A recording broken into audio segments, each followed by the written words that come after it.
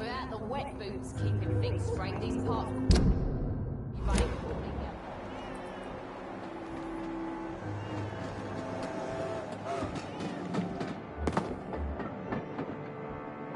The sewer dogs.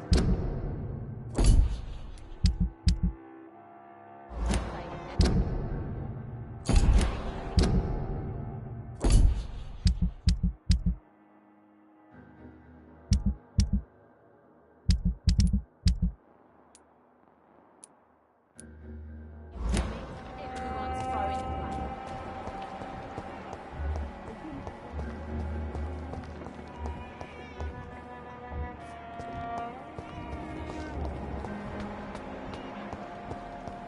Wave a bit of death to drown.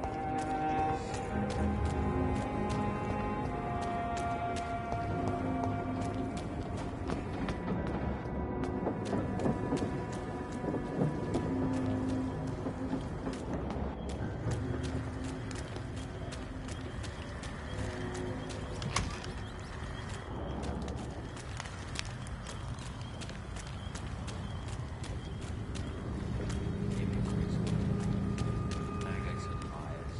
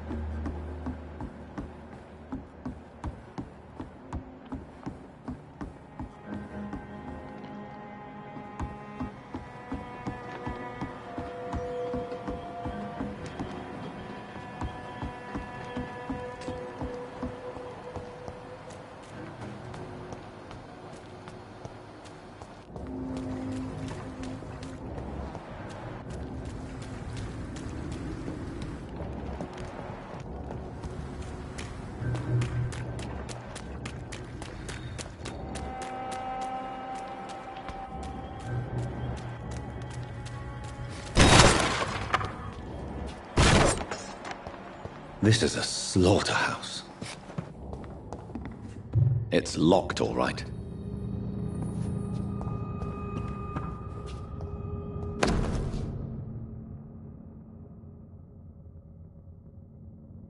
From Seymour to my beloved mother Stella. Fishburne, that sneaky bastard.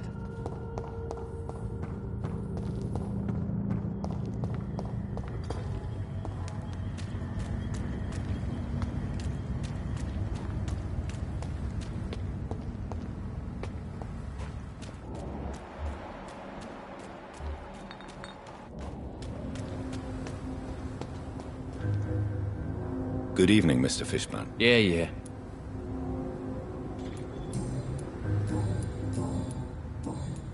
Have you heard anything recently about Sean Hampton's shelter? I don't give a rat's arse about Sean Hampton, his shelter, or any of the losers who sleep there.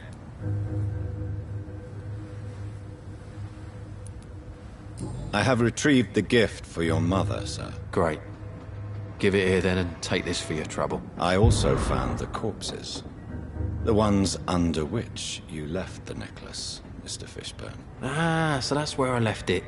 I can be a bit stupid sometimes.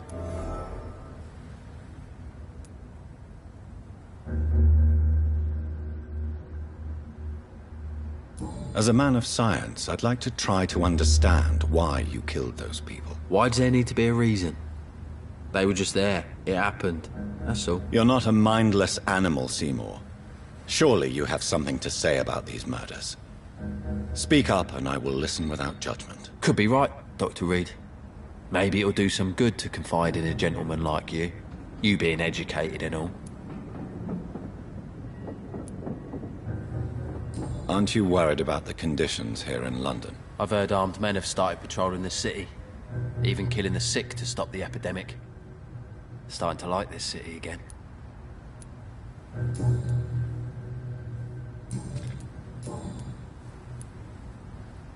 Tell me about your victims, Seymour. Who were they? Why them? Was there a link? Why should there be? They just kept getting on my nerves at the worst times, that's all.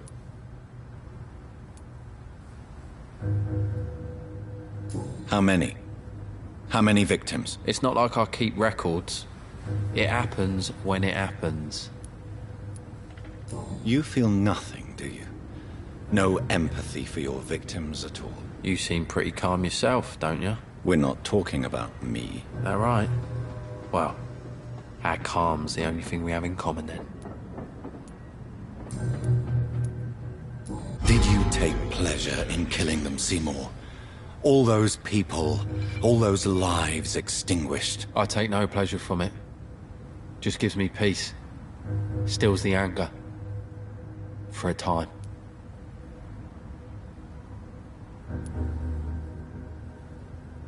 This rage you feel, have you ever been able to control it?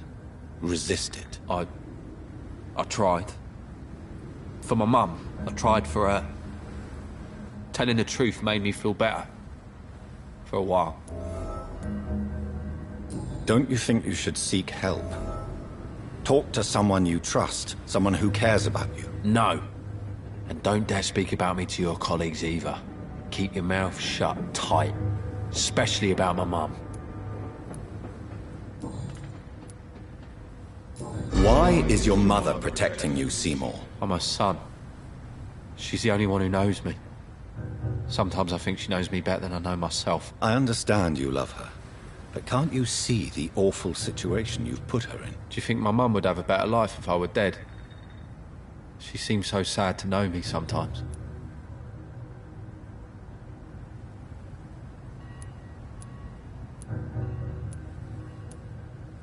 I understand your mother's situation. Obtaining justice at the price of betraying her own flesh. It's quite a dilemma. It might be my mum's wish that I end up swinging from a hangman's noose. But she wouldn't want to be the one who ties a knot round my neck.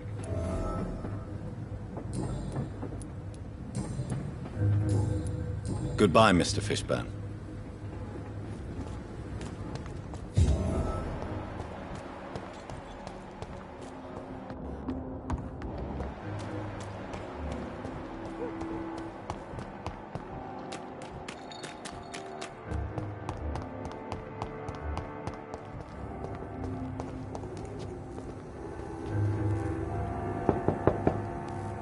Good evening, Mrs. Fishburne.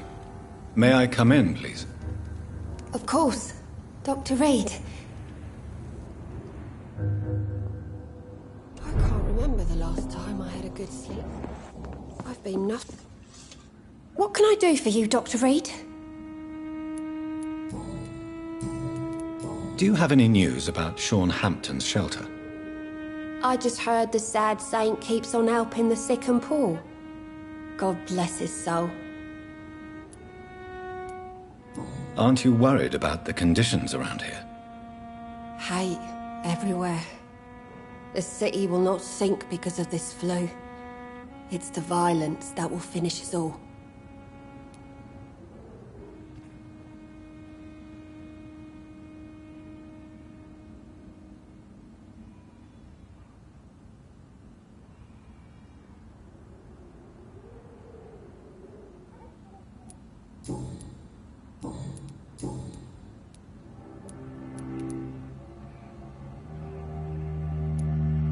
Stella, I know you are ashamed of your son's crimes. So why do you protect Seymour?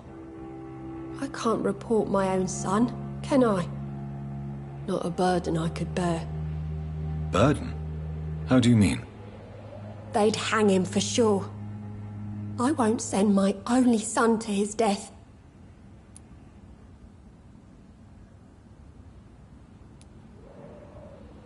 I'm convinced you raised Seymour the best you could.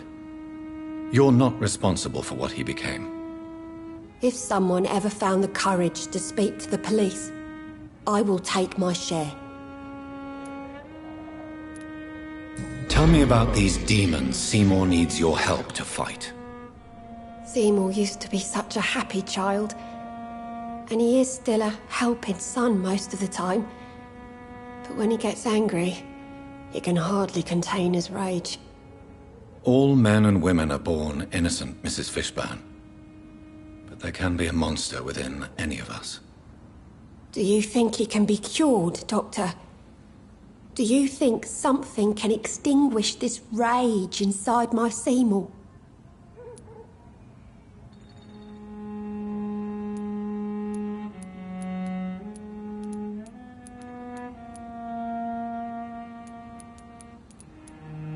I'm afraid these demons, as he calls them, are just a delusional justification to distance himself from his actions. There ain't no hope then. Somehow, somewhere, my son has turned into a monster, and nothing will bring him back. Your son's gone way beyond simply bullying people. He has a taste for blood, and you know it, don't you, Stella? One night, he told me straight up, in his own words. It was several days after one of his episodes. Why did he confess? Did you suspect something? No. I guess he wanted his old mum to help him fight his, demons. Did Seymour tell you everything that night? More than I could stand. The words he used to describe his hate, his rage, how he feels when he's done it.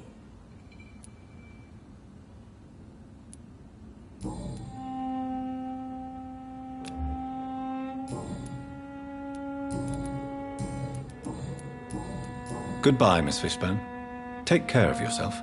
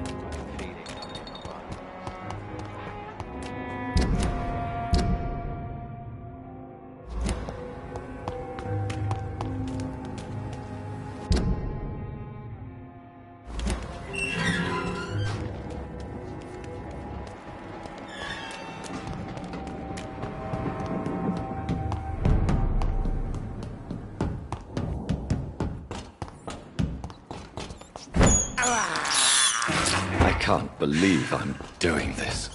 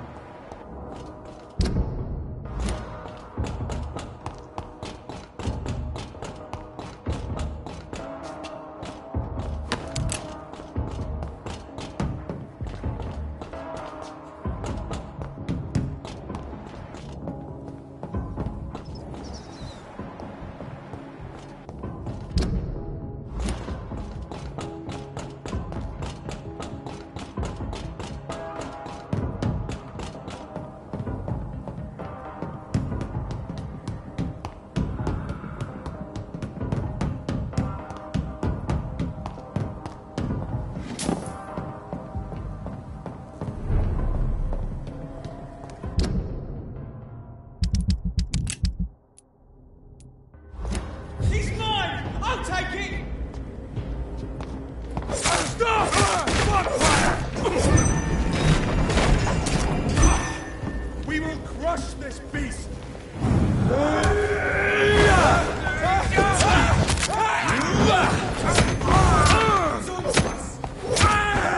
Beast!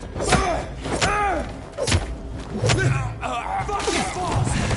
Oh Christ!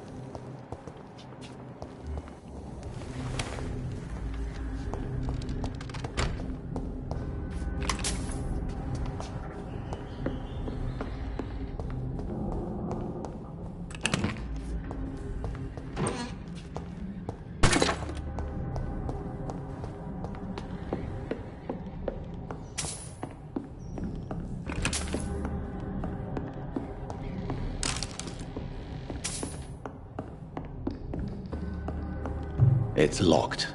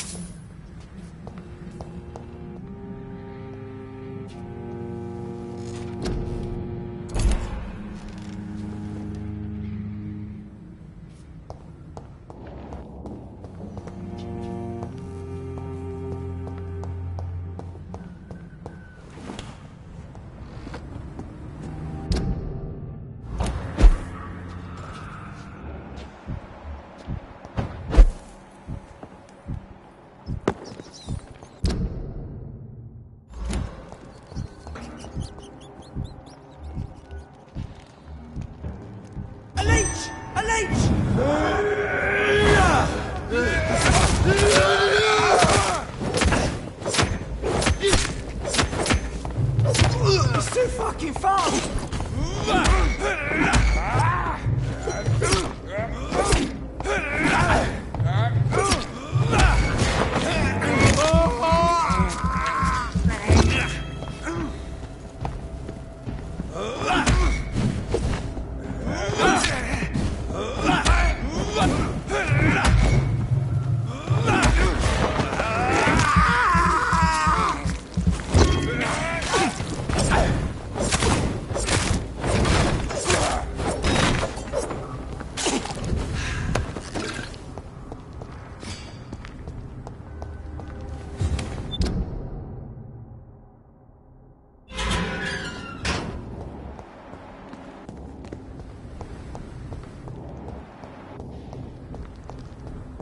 Yes. The place has changed since the explosion, but it was definitely here. I should find some way to pay my respect.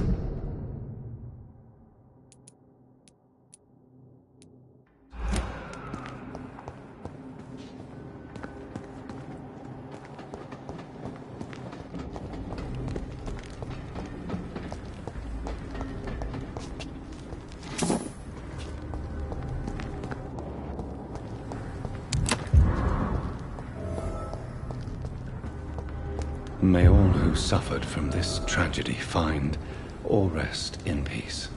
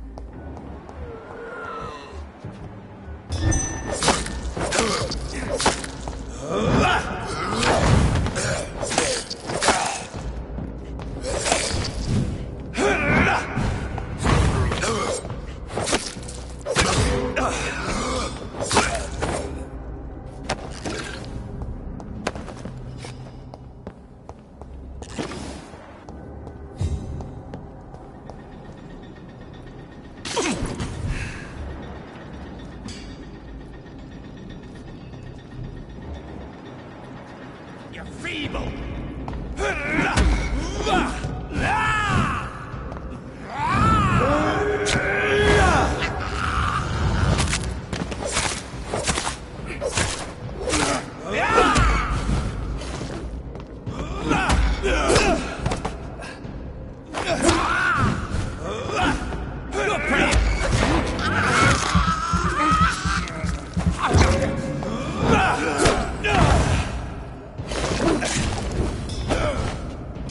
Ah!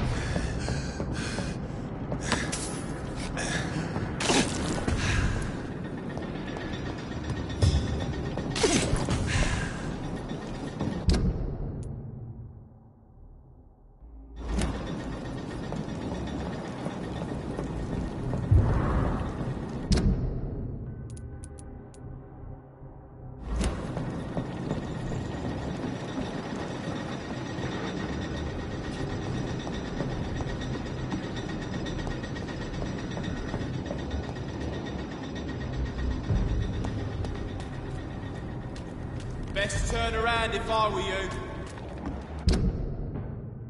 Hey! Don't come no closer!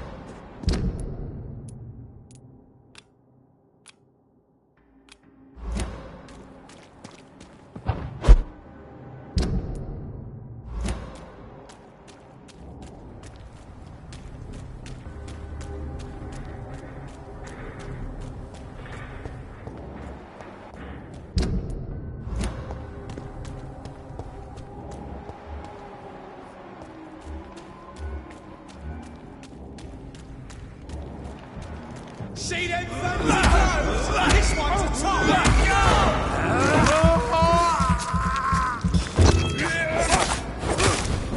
Ooh, that's good smart! Filthy piece of shit!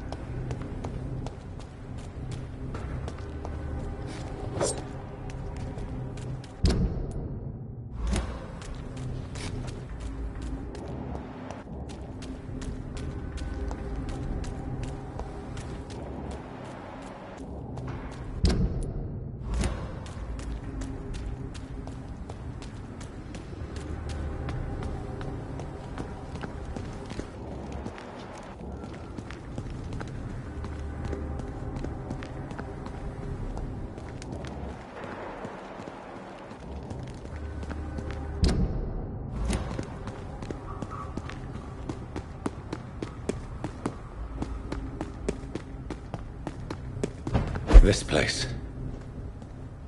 Rain may have washed away the blood, but not the memory. My poor Mary.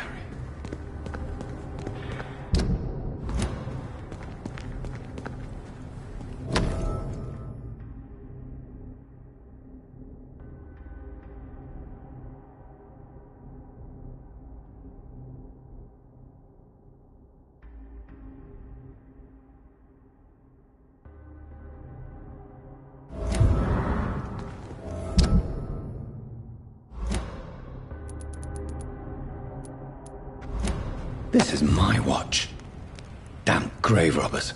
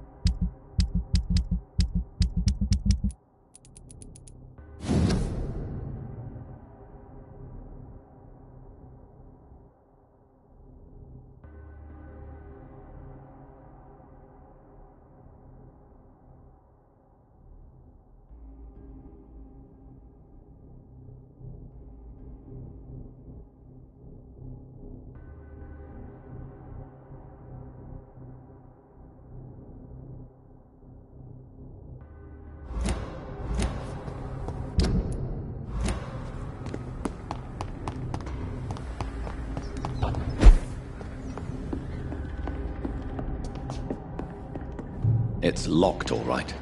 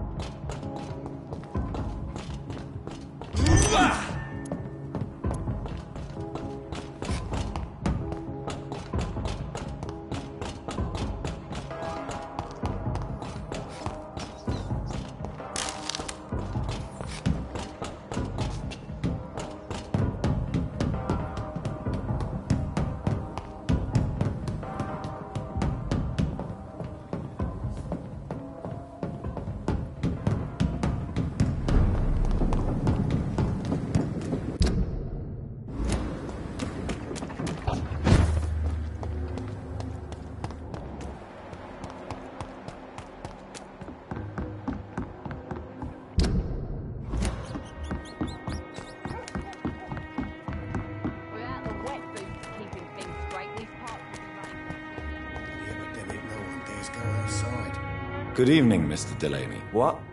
Oh, you're that doctor. Do you have any recent... I still sleep over there from time to time. Are you worried? More contagion, more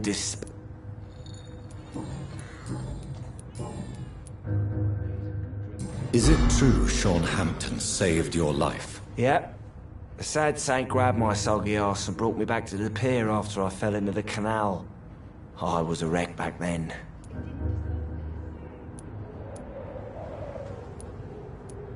Were you thankful for what he did for you? Sean Hampton really acted like a saint that day.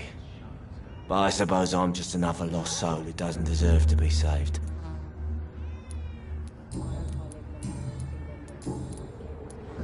I found the location of the explosion, Mr. Delaney. I placed a flower for you where it happened, just as you asked. Really? That's so kind. I never thought someone would... Well, thank you, Doctor. It's nothing, really.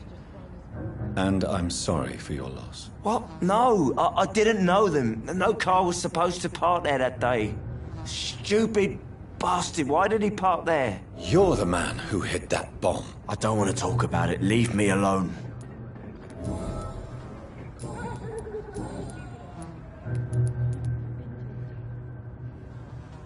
I sense your guilt, Dyson. Why is that?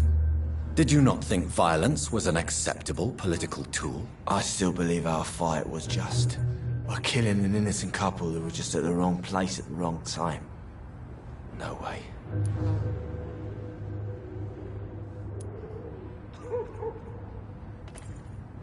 You made a mistake. A terrible mistake. Maybe an unforgivable one. But that does not mean that you are a monster. I swear I did not want to kill anyone. I did not hide in the shadow to kill on purpose. That's my only defense. Are you worried about this? More.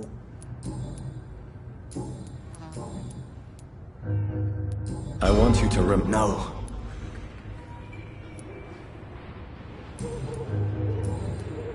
Goodbye.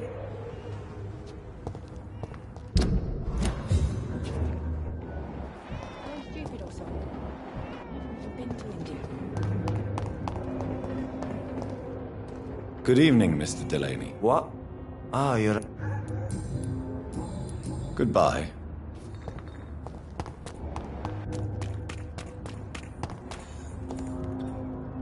Good evening, Miss Cobb. Hello again, Doc. As long as he keeps on helping, Are you worried? the bodies are piling up.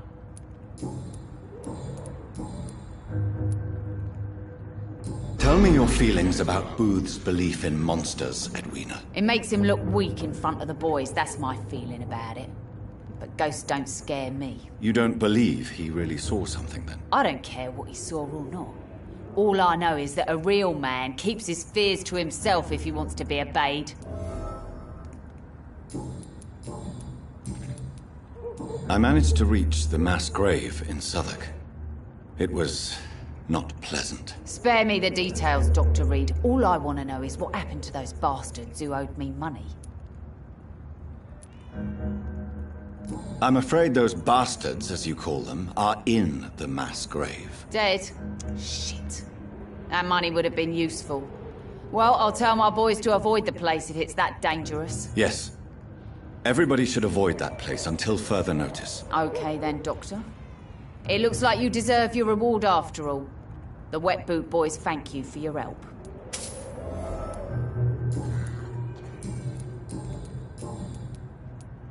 Can I see what... As long as you...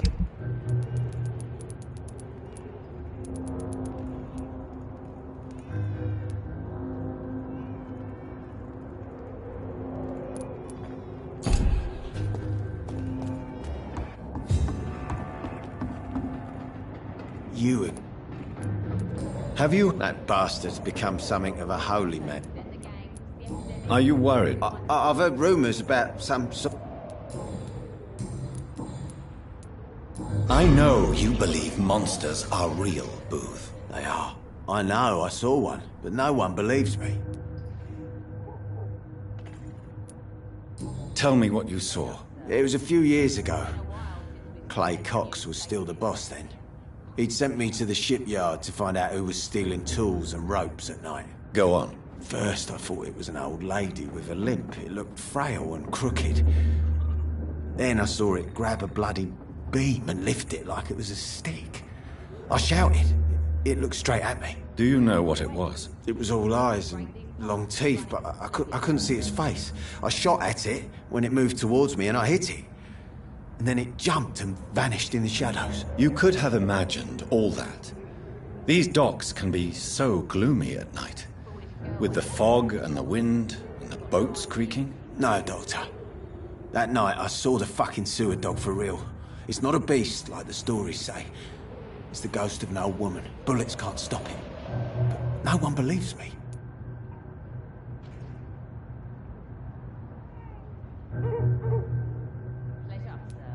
Are your friends... Even at Wiener Top.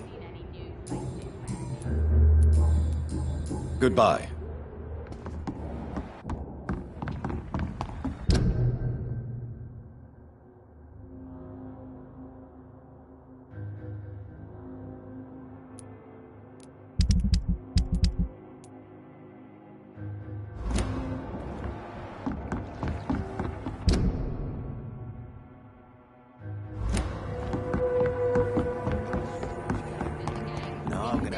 Everyone's throwing the blame.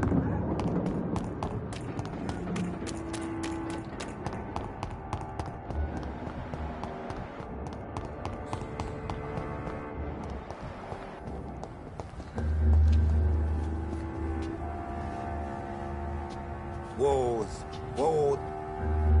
Good evening, sir. I'm amazed you made it back to the docks alone.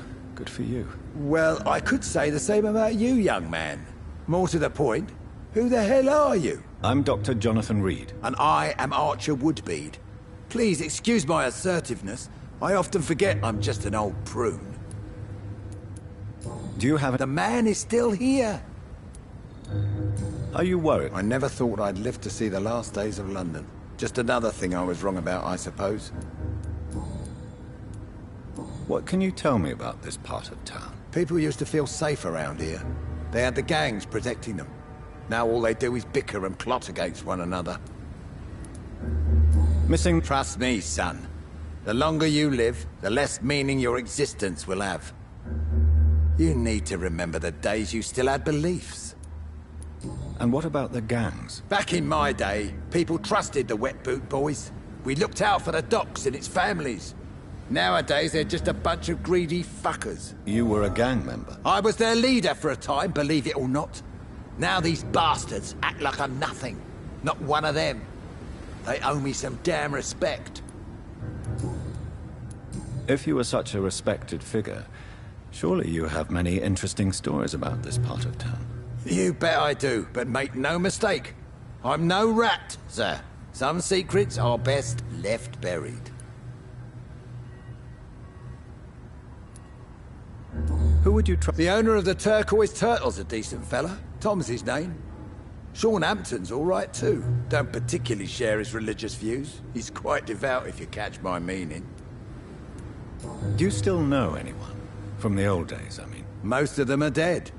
I still give Miss Gillingham salutations. She doesn't remember me.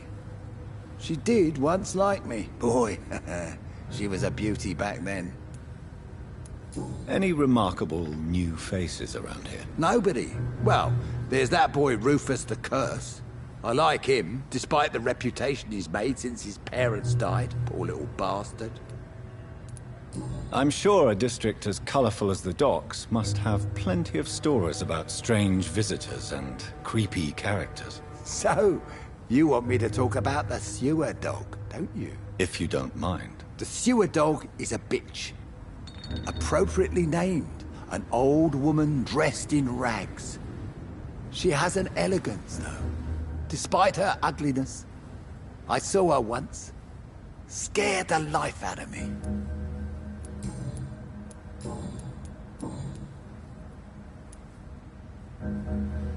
Have you all... It's not bitterness, it's poorly...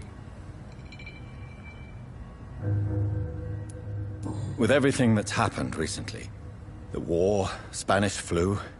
I must concede that these are difficult times. A few nights ago, I saw a kid eating a rat. He was right in front of one of those abandoned houses nearby. Just chewing on a living rat's insides. Tell me everything you know about the Guard of Priwen. Andrew never told me what they do. I do know they're vigilantes with military training.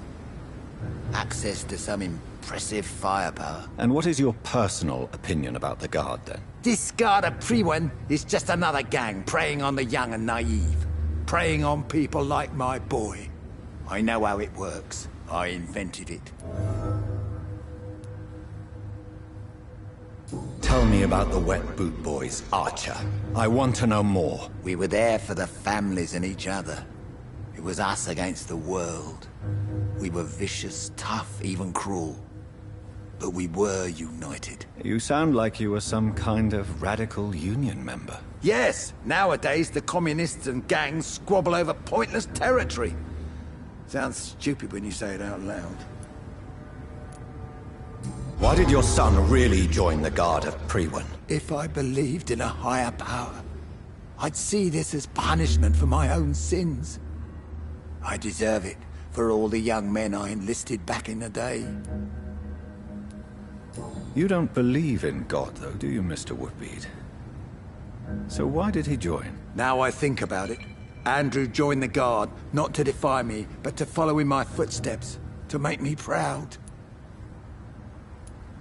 So your son has left you nothing to explain his actions? No letter or message? Not even a note. I'm a proud man, Dr. Reed.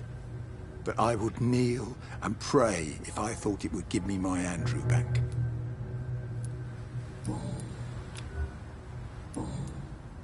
Goodbye, sir.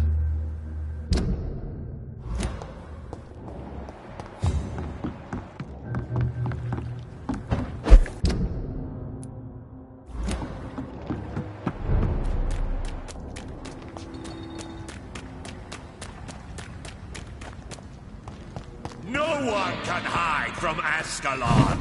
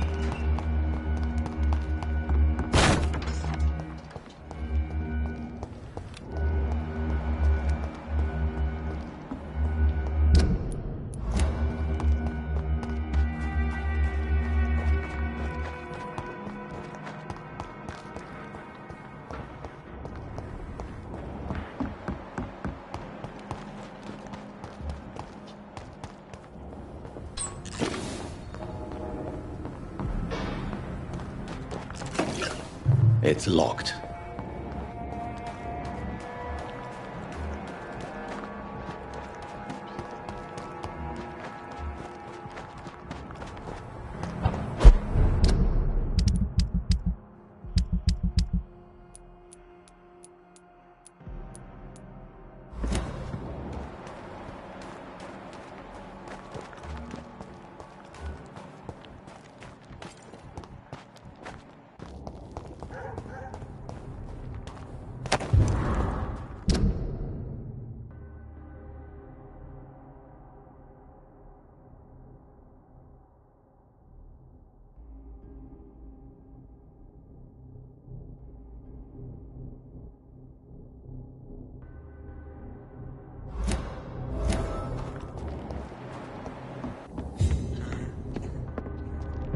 Crush the leech, boys!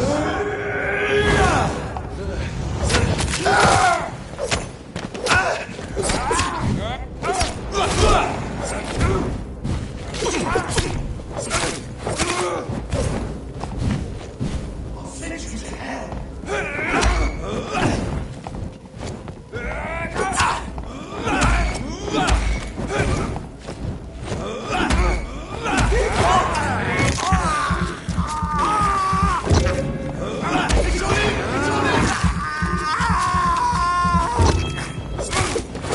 We have it! Stop it!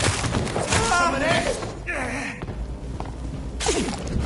I'll send you.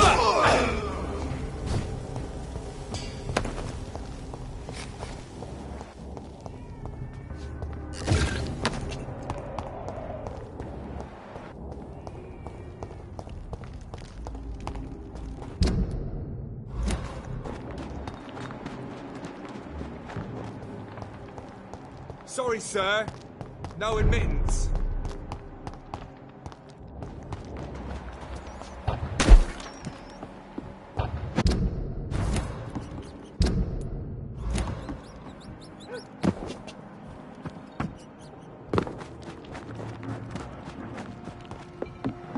I cannot enter.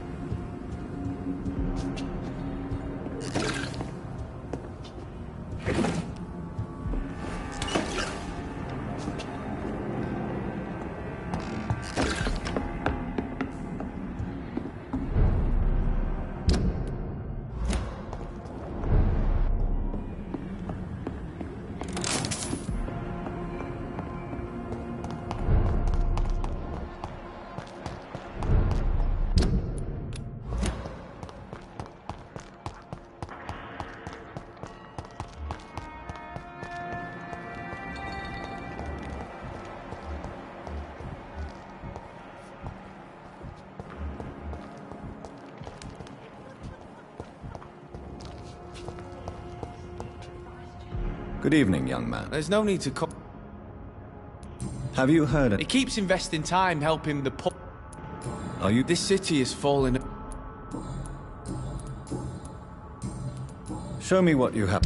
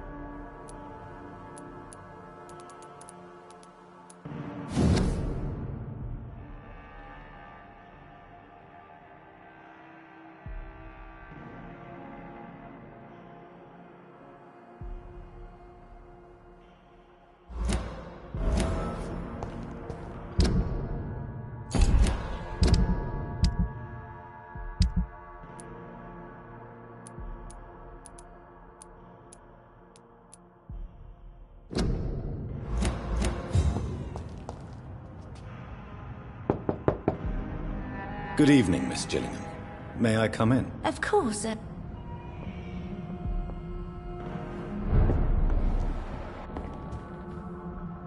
So, Dr. Tippets. Have you... I've never heard that. Are you... Too much noise.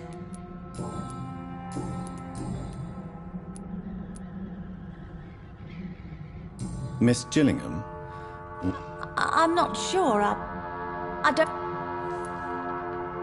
What? I've spent my entire life marching to...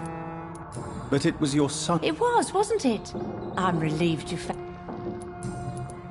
Tell me, Enid, why do you feel guilty about your son? I know I'm a burden to my Jack. I know my mind and my thoughts are drifting away. I'm so sorry. This is not your doing, Miss Gillingham.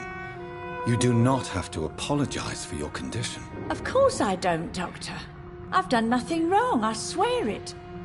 What exactly are we talking about here?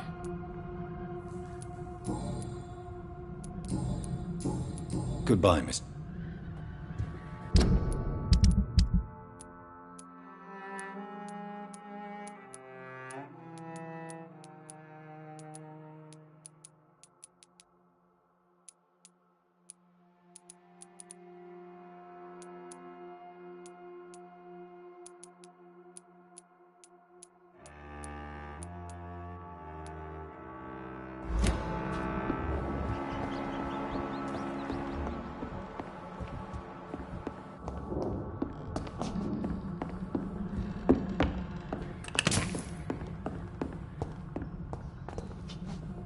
It's locked.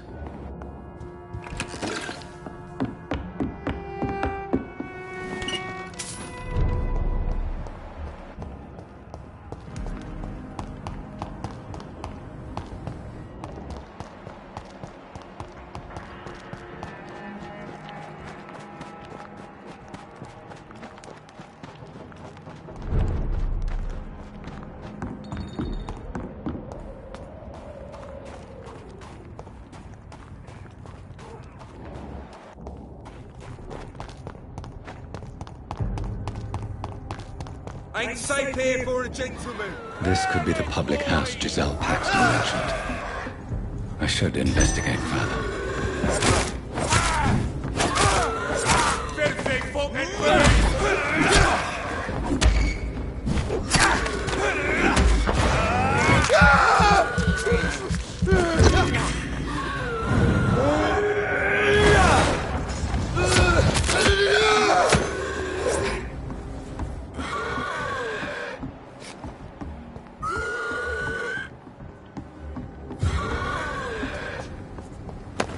Giselle's stolen money.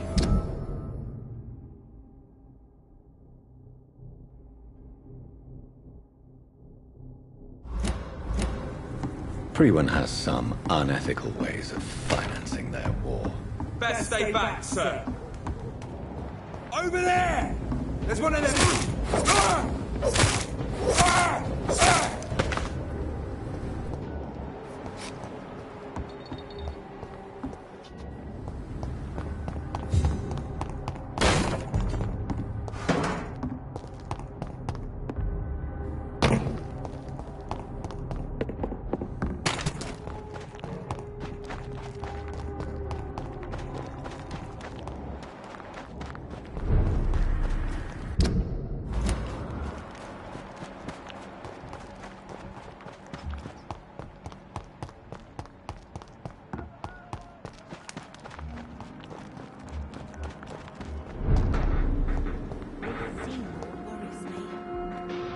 You again? What do you want?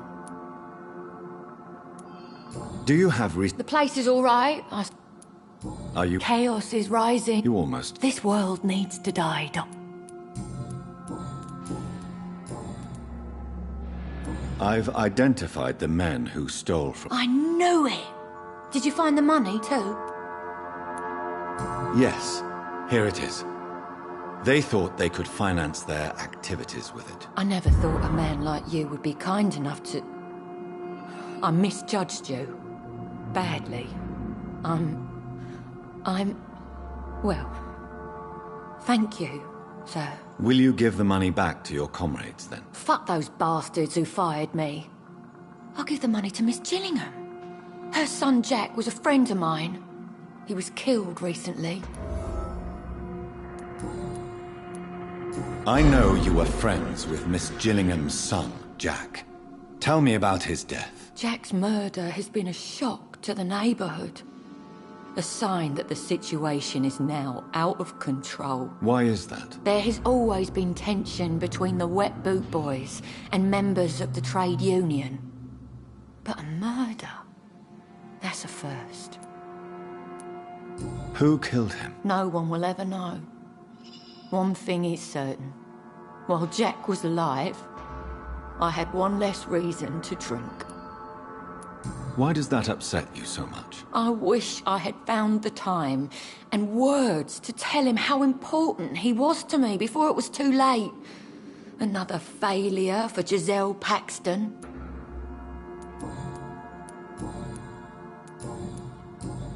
Well, I'll leave you for now. Goodbye, Miss Paxton.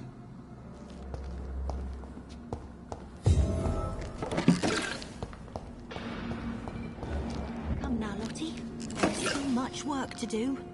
Welcome back to my humble shelter, Dr. Reed. Are you here to subdue me again? No, Sean. I just came by to see how you are. I feel all right. Why'd you ask? Are you still feeding on corpses? No. It's almost as though the blood you forced me to drink has provided me eternal satisfaction. How is the sun? I think it's acceptable. Fewer cases of sickness recently. I thank the Lord for his mercy. Even if we're all children of God, I've always maintained a strict frontier between the two communities. What do you fear? A few years ago, a Skal decided to pay a nocturnal visit to my sleeping customers. He got caught licking their necks in the dark. Since then, I have added a lock to the door.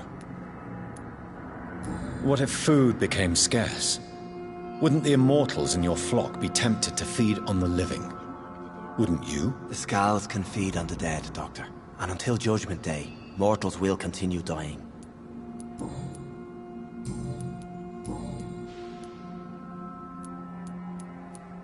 Have you seen Harriet Jones? No. She is with the sewer Skals now. I don't go downstairs.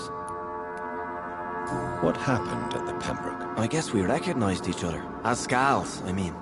She had but one thought. To punish. To get revenge upon everything and everyone.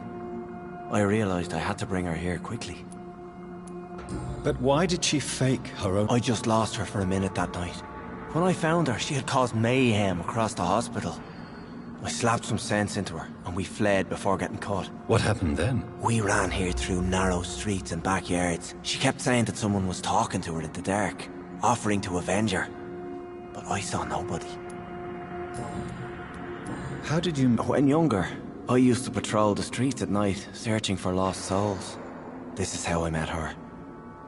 It took me 2 months just to get her name. Now we support each other. Had you already? Just once, and very briefly. Most of them are very discreet, and they see me as an outsider, even if I protect them. You really are a saint, Sean. Oh, no, sir, I'm not. But I know evil, and I believe goodwill and tenacity can make this world a better place. Would you let me listen to your chest, Sean? No, Dr. Reed. You already forced me to drink your blood, and I thank you for that, for I feel better now. But it was quite an unpleasant experience. It would help me greatly if you would allow me to give you a physical examination. I said no. I'm no subject of medical examination, and I intend only to obey and to kneel before God. Farewell, Sean. Take good care of your flock, and of yourself. I know I promised you I'd make everything right, Mum. Glad to see you again, Mr. Reed. Do you have Are you worried about the sanitary situation in London? There are rumors of infected people turned mad by the fever and As long as you stay away... I hope you're right, Dr. Reed. Goodbye, Miss Paxton.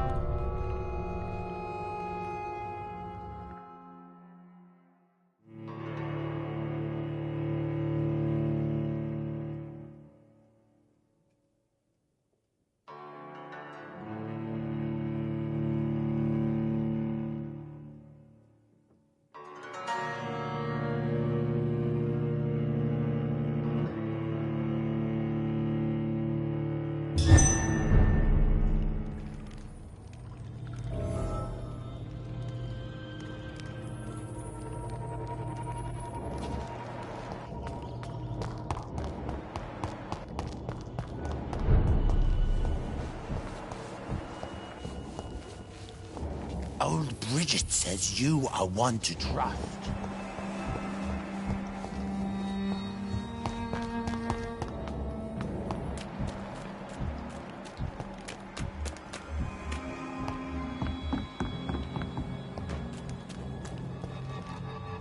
Have you found the answers you were looking for? There is too much. Get to know us. Spend... Thank you.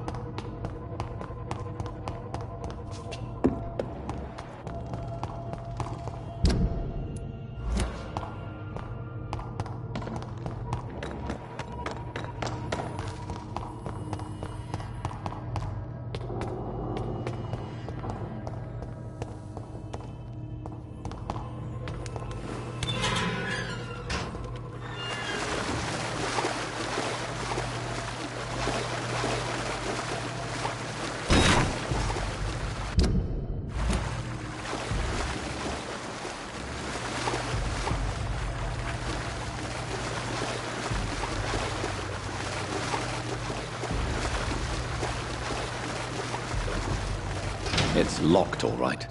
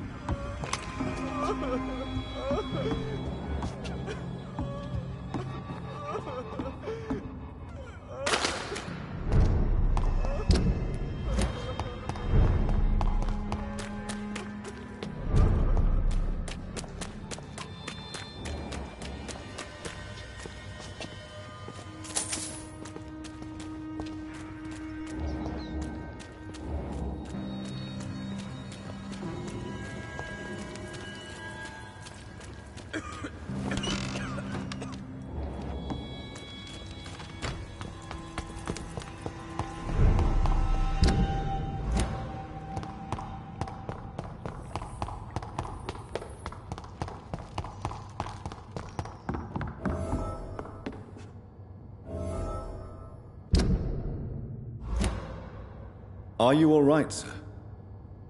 What are you doing here? I could ask you the same question. Don't you know this is a quarantine zone? I'm Dr. Jonathan Reed. I'm investigating the epidemic. You had better get to a safe place while you still can. Oh, really? Well, go investigate somewhere else, and leave me be. I beg your pardon? I said go. Leave me alone, sir.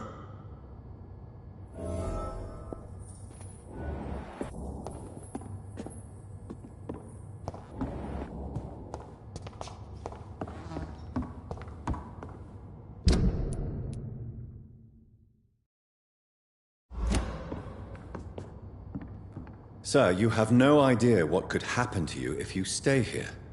Why don't you go home? For fuck's sake. Do I have to punch you in the face to make you disappear? Leave me be! It's my duty to insist. Death lurks everywhere. I must ask you to go back home. I'm safe here, don't you get it? I'm better off risking the flu than catching a bullet. Am I clear enough? I see. Well, since you are obviously hiding from a threat, don't you have a safer place to go? Do you think I'm stupid? The Night Asylum, the Turquoise Turtle, even Miss Gillingham's attic. I tried them all. No, this is my only chance.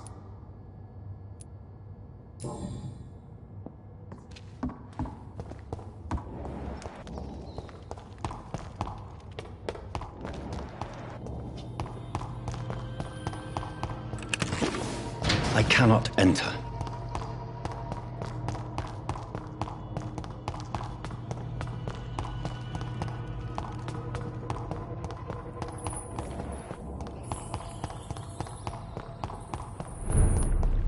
How is London? I've not seen beyond these walls in such a long time.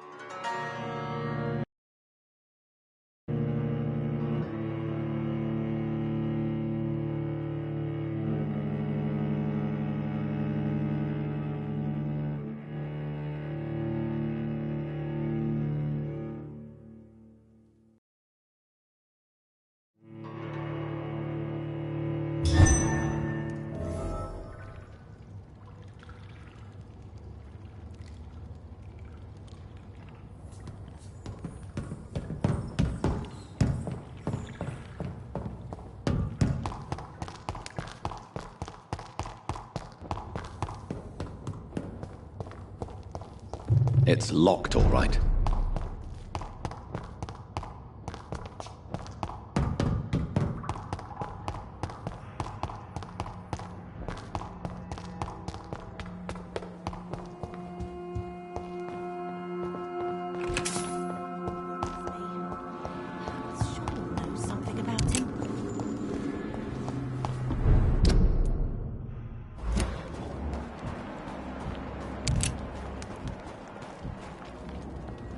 You again? Well, I'll leave you.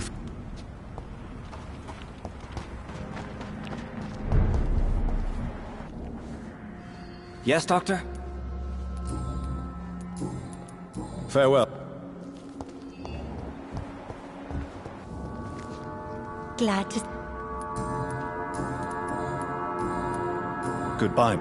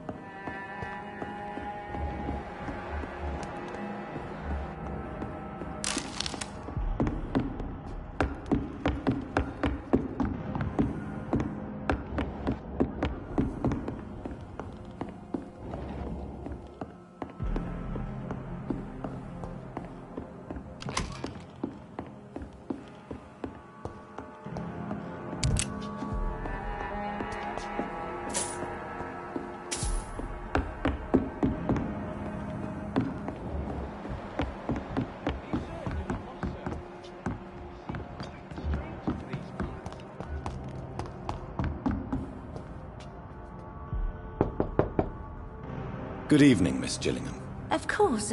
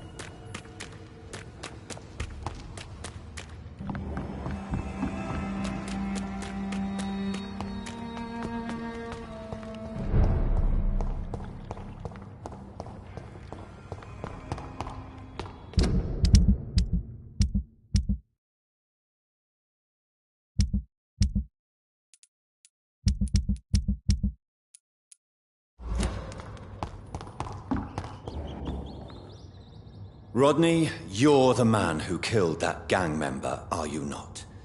Is that why you are hiding in this godforsaken place? Yes, I did. I did not even know his name. Then why did you kill him? That arsehole always mocked me for the colour of my skin. Usually I let it go. But not that night. We fought. He died.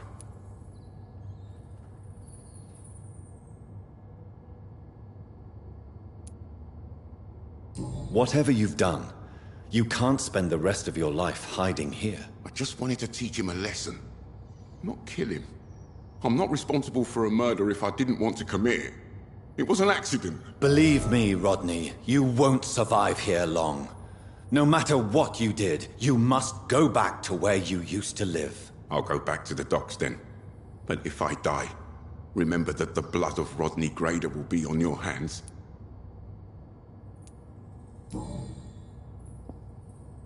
I'll go back to the docks.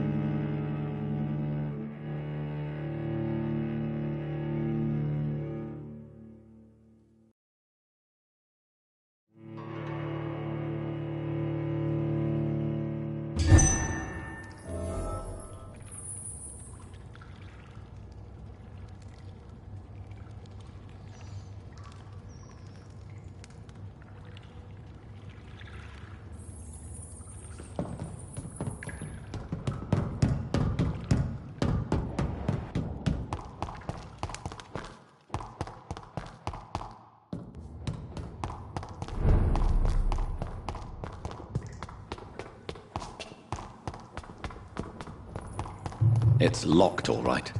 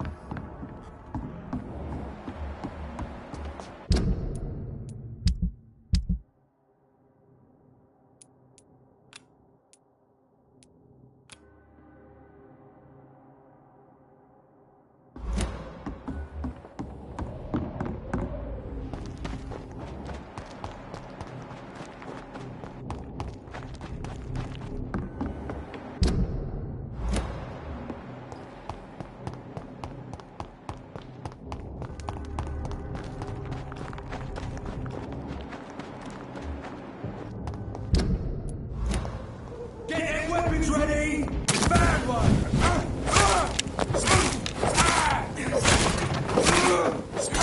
Stand!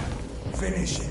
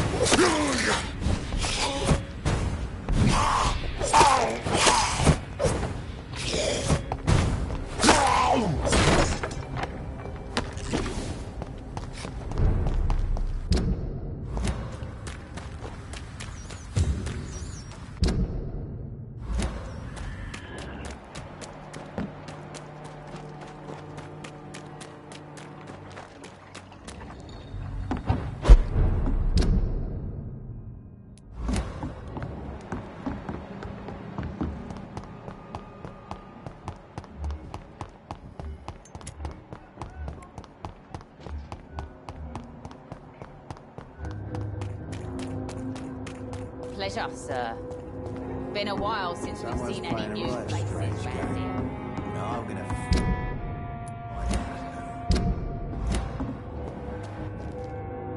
Good evening, Miss Cox. Hello again, Doc. Can I see you? As long as... It's a thing. He's a bloody... vampire hunter.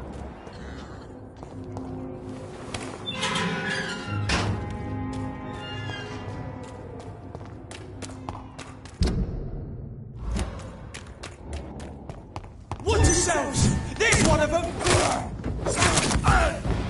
The lead's done for!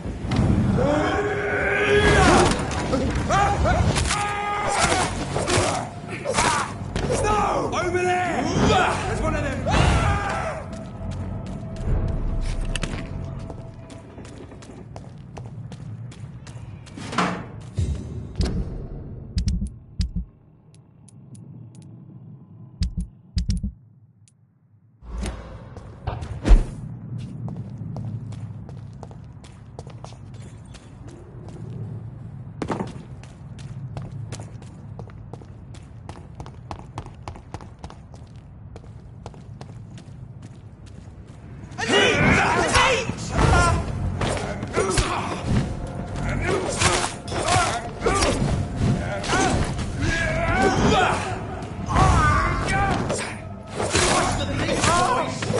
Take its head! Die!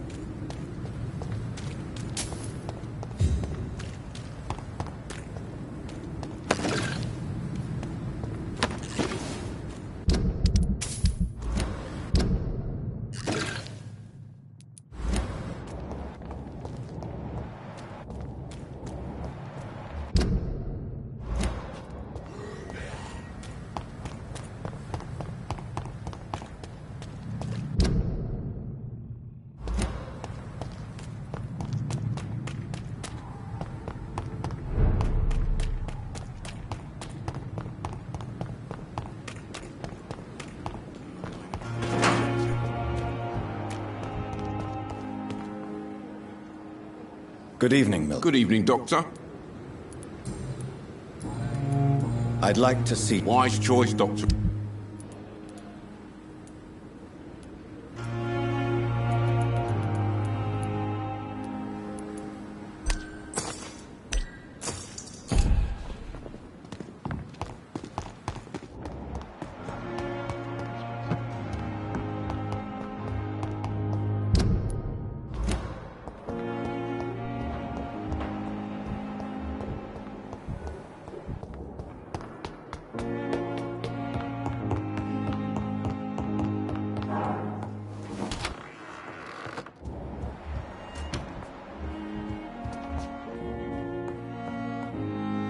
Hello, Jonathan. Back from the city already? How is the situation over there? Tense, to say the least. I am sure every obstacle will cede to your relentless determination. In the meantime, can I be of any help? What can you tell me about the Great Hunt? A sad story, my dear friend. Tragic, in fact. The Brotherhood was betrayed by some of its most trusted members. Why was it a tragedy? Not only did the Guard of Priwen hunt down and kill most ancient vampires of England, they also destroyed or confiscated their possessions. Priceless knowledge was lost in just a few nights. Tell me about the betrayal. The founders of the Guard of Priwen stole precious and unique documents and reports from the Brotherhood's library when they left. They used them to identify and locate their next targets.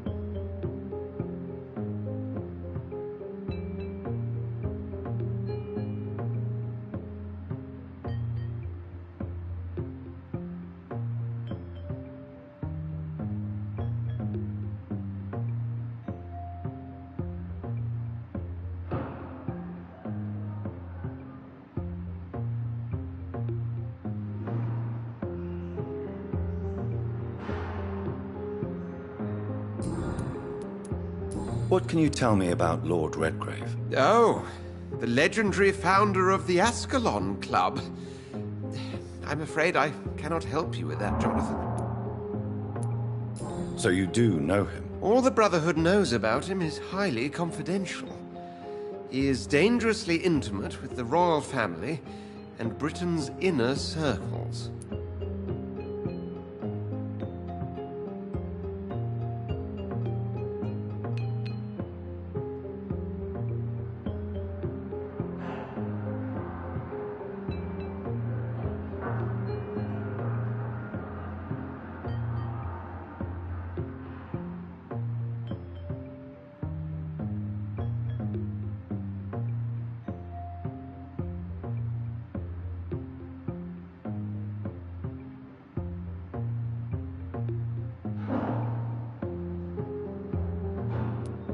Are you afraid of him? Is he that dangerous? No, but since most ancient vampires were killed or fled England during the Great Hunt of 1850, he may be the oldest British vampire. A myth in the flesh, so to speak.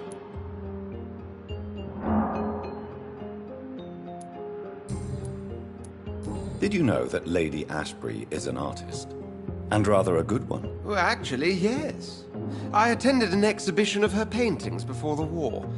Beautiful landscapes and stunning portraits. I wish I had purchased one. Perhaps we could go to her next exhibition, you and I. What a beautiful idea, Jonathan. Did you know she told me once she had been a model for famous painters? But she never told me which ones. I shall return later.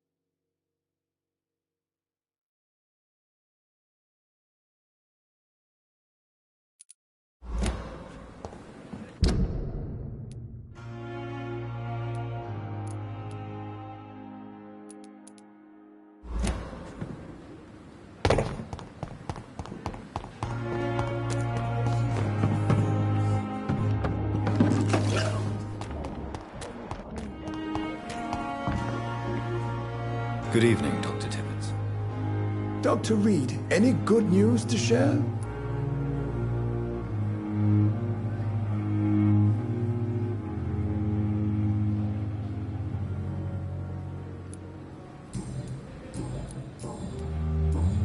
Goodbye, Dr. Tibbets.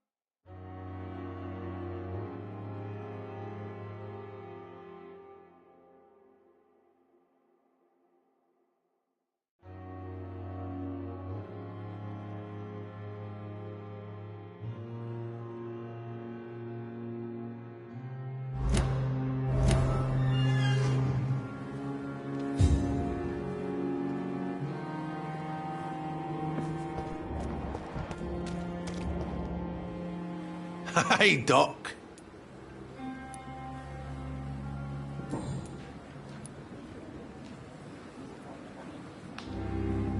Am I right to assume your wife's letter pissed you off, Clay?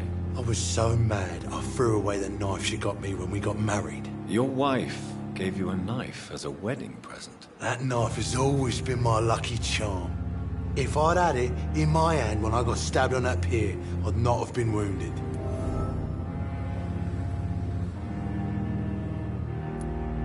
A lucky charm? I never would have taken you as the superstitious type. We all have our flaws, Doc. Mine's to have my weapon of choice for when the really dirty business comes around. What can you tell me about your marriage, Clay? Marriage is the sweetest cage, they say. Well, I found myself locked in one with a wild animal. You mean your wife keeps you on your toes? No, I mean, we both have claws and we both love to bite.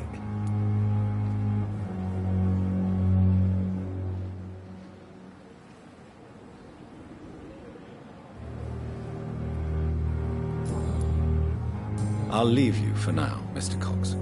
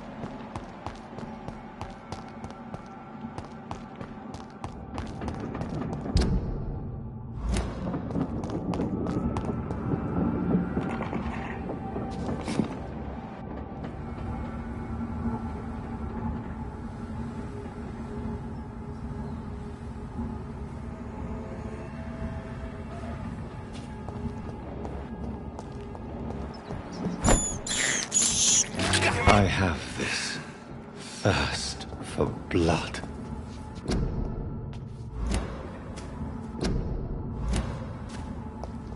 It's locked.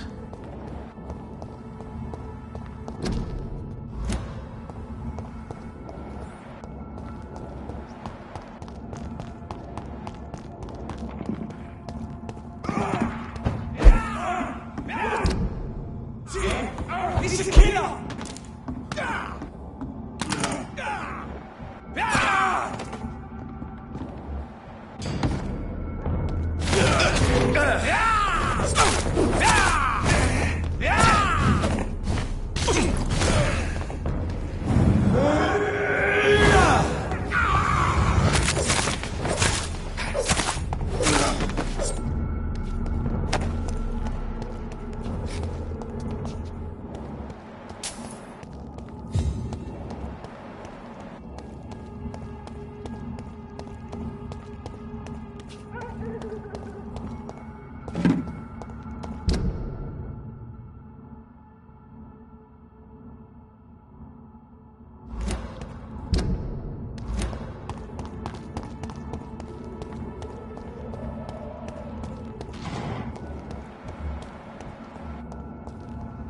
It's a leech! Kill it!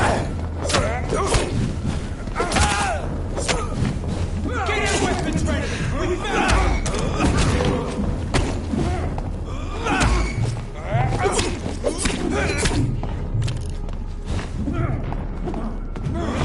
away with you! Remember your vows, friends! Have no fear!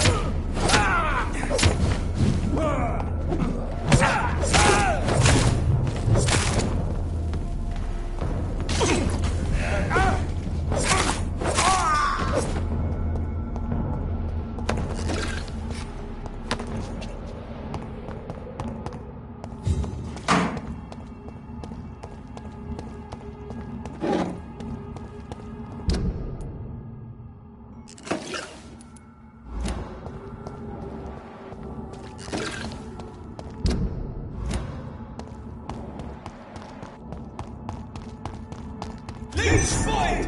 Watch out!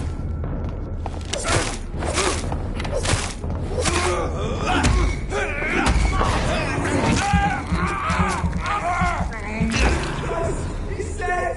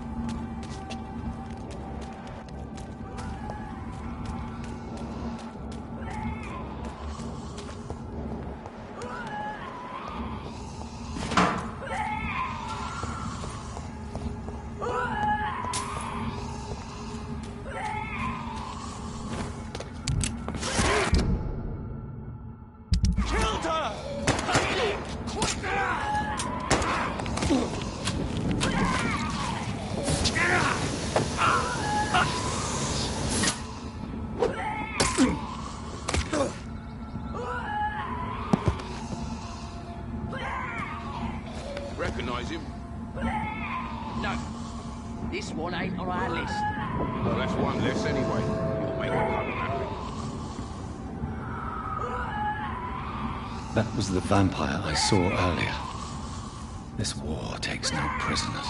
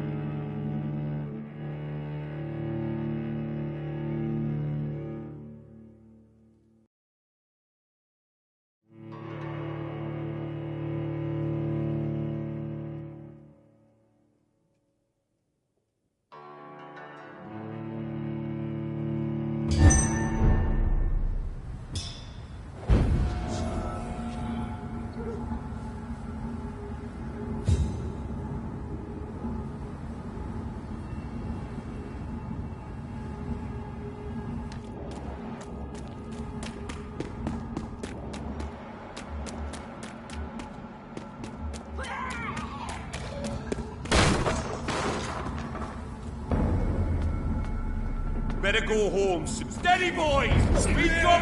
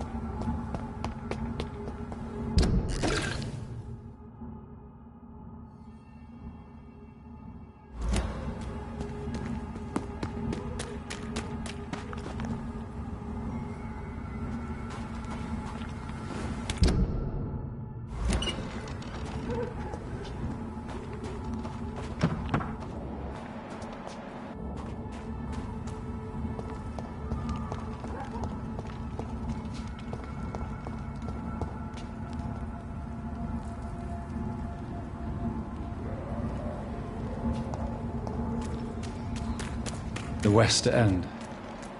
Never have I felt so sad to be back home.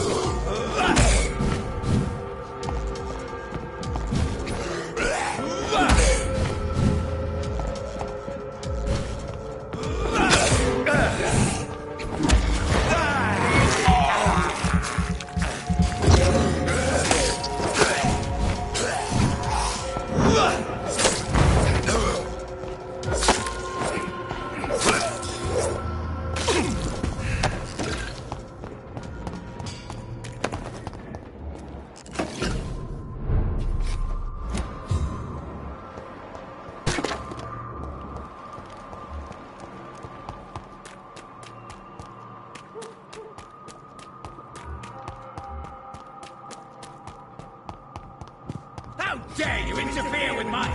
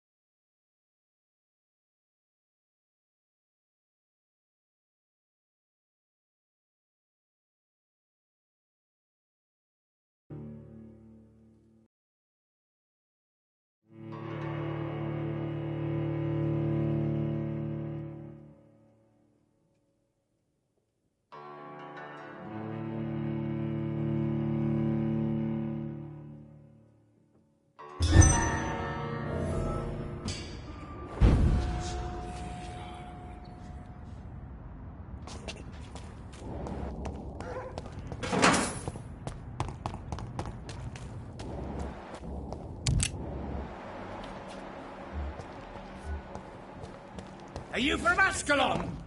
I don't care!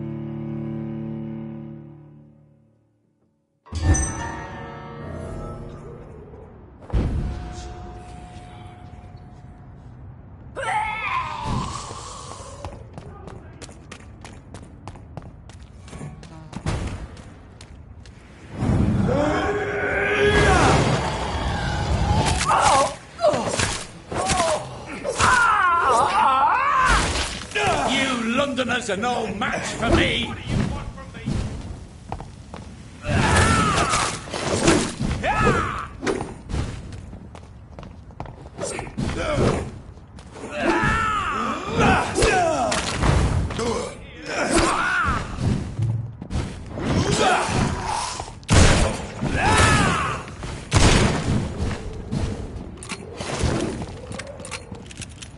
Your prey is mine now! Have you lost your mind? What do you want from me?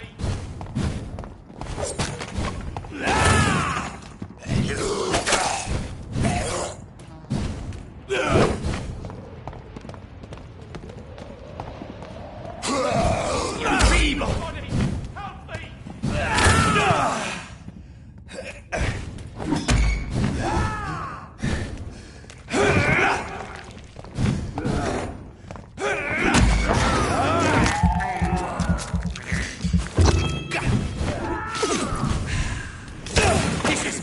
territory.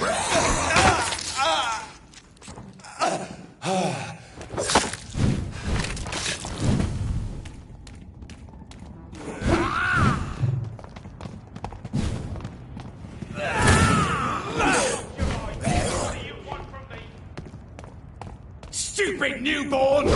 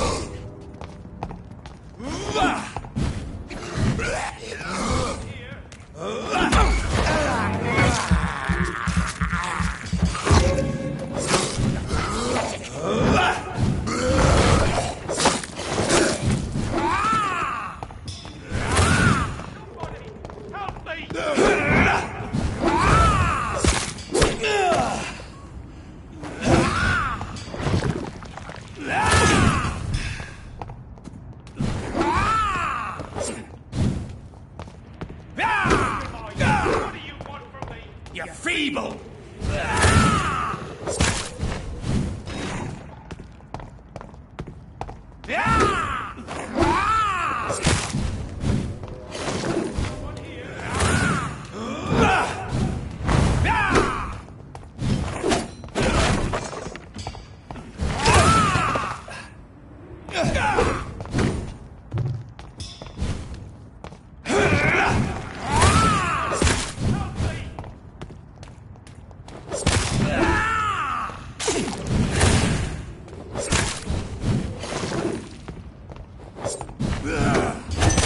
Don't you know better?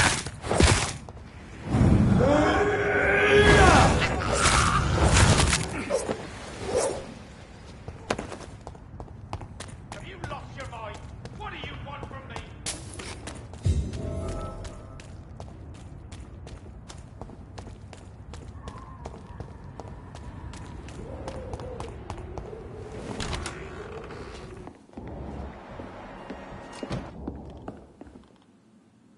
I'm Dr. Jonathan Reed. Do you need help, sir? I think I'm fine. But what happened to my jailer? Be careful. He's as vicious as he is strong. You don't have to worry about him anymore. What happened here? I am Tadao Kimura. I was imprisoned by this lunatic for several days. I thought I was going to die here. You're not going to die now, Mr. Kimura. If you hurry, you should be able to get home safely. It seems that I owe you my life. You have all my gratitude, Dr. Reed, since it is the most precious thing I possess. Goodbye, Mr. Kimura. Take care.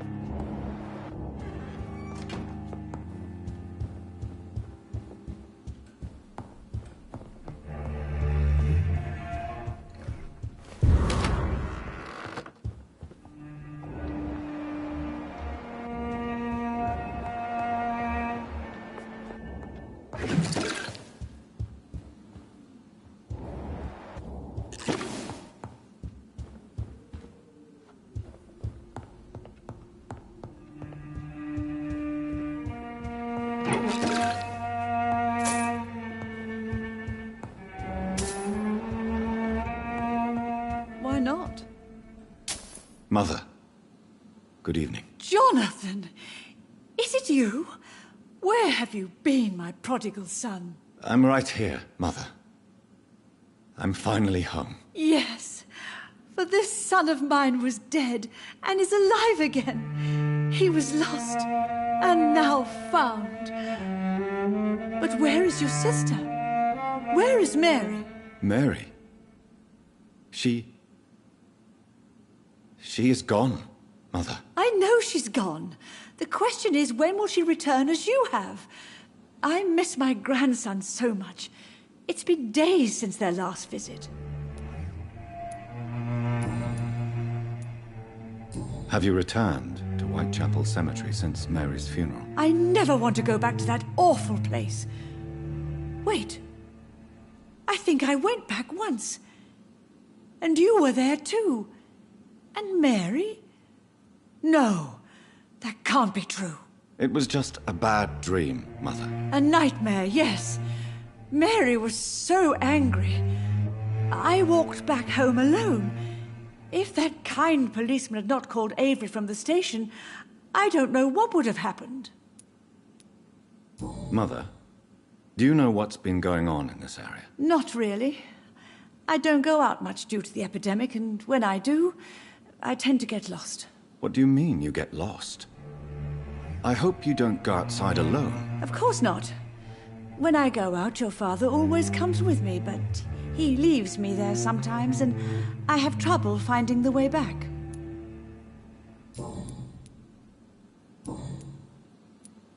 Do you need anything, Mother? Can I help you? I just want you to stay with me, Jonathan. Your room is ready. I asked Avery to make your bed. I'll stay as long as I can, I promise. Do you need anything else? Just one thing. Stop staring at me like that. As much as I love you, it breaks my heart to look at those empty and dead eyes. Are you working on a new painting? Not recently. I have trouble focusing on my subject and my mind quickly drifts. It's the same thing when I try to write poetry. I recently met a talented painter with an excellent technique. I wish you two could meet. I'm sure you'd like her. I'd be glad to meet her. What is her name? Is she famous? Is she dead too? She's not famous, and her name is of no importance.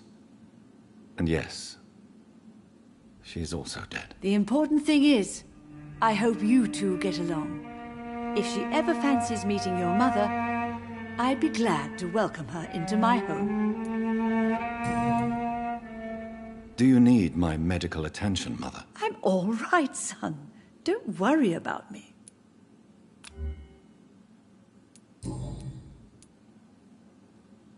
Why do you say Mary is visiting you, Mother? You know that's impossible. Why should it be? Are you not standing in front of me right now? Why should it be any different with your sister? But Mary really is dead, Mother. Yes. And are you not dead too? Isn't your father dead? And my grandson, and my son-in-law, you're all gone. But you all still visit me from time to time. But I'm not dead, Mother. I'm really here, talking to you, trying not to cry. Oh, it breaks my heart to have to tell you this. But of course you're dead, my darling boy. Just look at you, as pale as my Mary. Goodbye, Mother. Try to rest now. Goodbye, son. Please come back soon.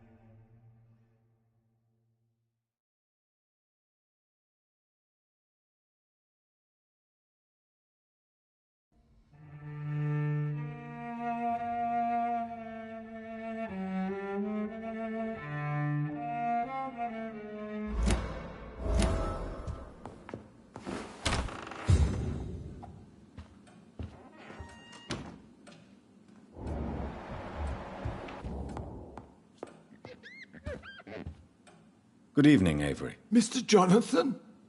I can't believe my own eyes. Oh, it's a miracle. We all thought you were... Oh, sir, your poor sister. What a tragedy. I know, Avery. I know about my sister's murder. Miss Reed expected you to return to assist with the funeral, right up until the last minute. Where have you been, Mr. Jonathan? We needed you here. How is my mother? Not well, I'm afraid, sir. Miss Reed is very fragile since the police brought her back home. The police? What happened? Miss Reed was found walking in the streets. She kept saying she had spoken with her son and daughter. She's resting now. Has she received appropriate medical care? I'm taking care of Miss Reed myself. Hospitals are so overwhelmed by the epidemic that they can only accept patients infected by influenza. Perhaps we could arrange a short trip. Somewhere sunny, like France. She has always been very fond of France. I think leaving London could do her good. I'm afraid Miss Reed is too frail for the moment. Recently, she started going out at night without remembering it. I have to watch her carefully. What is the situation in this part of town? For a time, the West End seemed spared by the epidemic. But the situation is getting much worse. Have you no relatives anywhere? I'll understand if you want to take a few days to see family. Your father managed to guarantee my earnings as long as I take care of this house, sir. My sisters are dead, and I've never met my nephews. I'll stay, sir.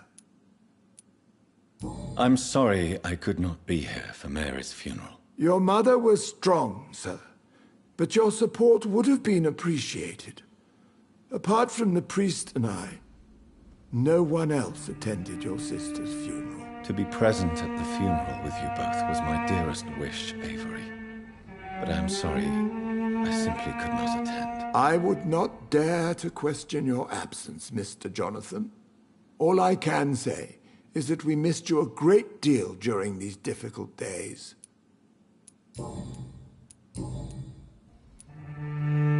Tell me the truth, Avery. Do you feel forced to stay here? Would you leave this house without the arrangement made by my father? No, sir.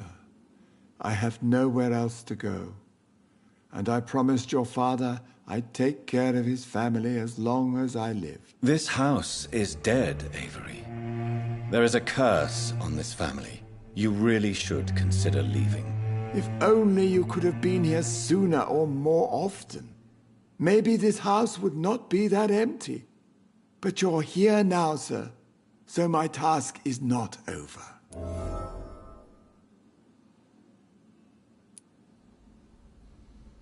You have served this family extremely well, Avery. Your support during these terrible times is much appreciated. Then I will stay.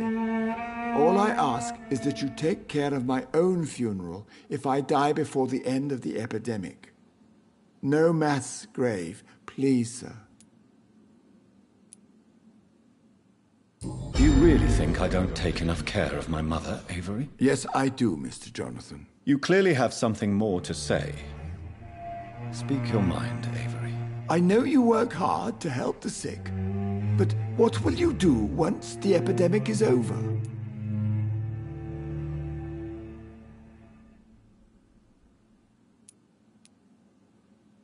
My home is here, and I have nowhere else to go. But this house will need some improvements if I move here. Some radical changes. That's good news. Whatever changes you have in mind, I'm sure we will find an arrangement that suits your mother also. Goodbye, Avery. Please watch over my mother until I return. Of course, Mr. Jonathan. But please return as soon as possible.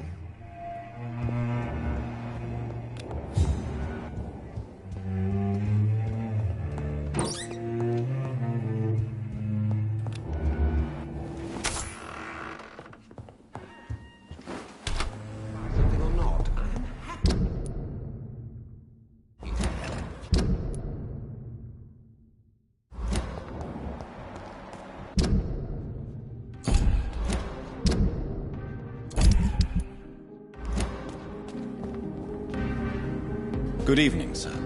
Please forgive me for disturbing you. I'm a doctor. I never judge a man by his title, but by his attitude. And you are not disturbing me at all. I am Calhoun Russell, and I welcome you. Well, I must admit it's good to receive a warm welcome for once. I'm Jonathan Reed. Welcome, Dr. Reed. Welcome to my humble shop. What can you tell me about this place? I recently found the best steak and kidney pie in the city. I'd be glad to share the address if you want. Finding a good restaurant? Is that really all that interests you? Oh, I have many passions, but nothing brings me ecstasy like subtle and exquisite flavors from my teeth to my belly. I must confess, I have quite specific tastes when it comes to nutrition. Really? Well, I'm always happy to try new exotic meals. If you ever find an intriguing table, please share the address.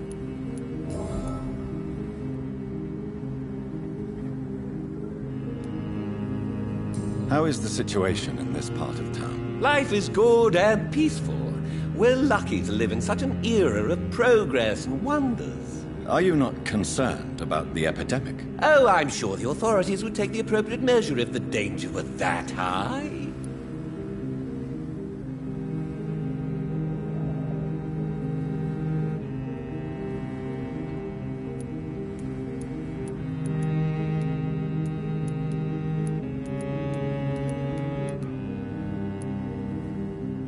You cannot expect the newspapers to expose the truth while the war is still raging. I can assure you that the situation here is desperate. Well, that's news then. But I can't believe that things are that bad. Are you sure you're not exaggerating a bit? For the thrill of it? Is it not a little too late to be trading? On the contrary, it is the perfect hour. Believe me, my friend, it is always at night that you meet the most fascinating characters. But what about the epidemic? The bombs and raids? And all the random violence? Please, sir, this is London, England. We will prevail. And if a bomb must fall on my shop, then I'll be there to hear it falling. So you prefer to work at night? Oh, I also enjoy a sunny day like everybody else. But the night always has a certain je ne sais quoi of its own.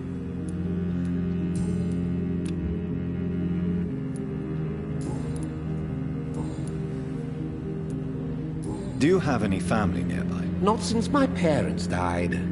I'm London's lone gourmet. Really? But you seem to be such a pleasant and sociable fellow. I'm afraid the real hedonist has to be sometimes. I discovered ecstasy as a solitary pleasure, but it does not mean it can't ever be shared. London's lone gourmet. What a strange title. I used that name in my early years when I was a food critic, and I kept it. I may have a look at your goods, Mr. Russell.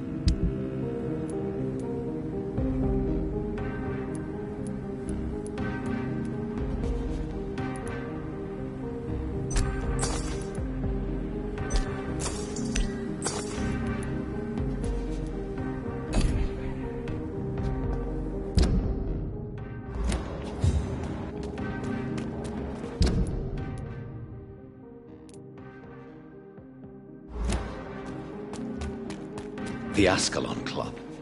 The heart of British vampire society. Not quite as subtle as I expected. Good evening, miss. Oh my god, no. Please, Mr. Vampire, don't kill me. Please, no. I'm too young to die.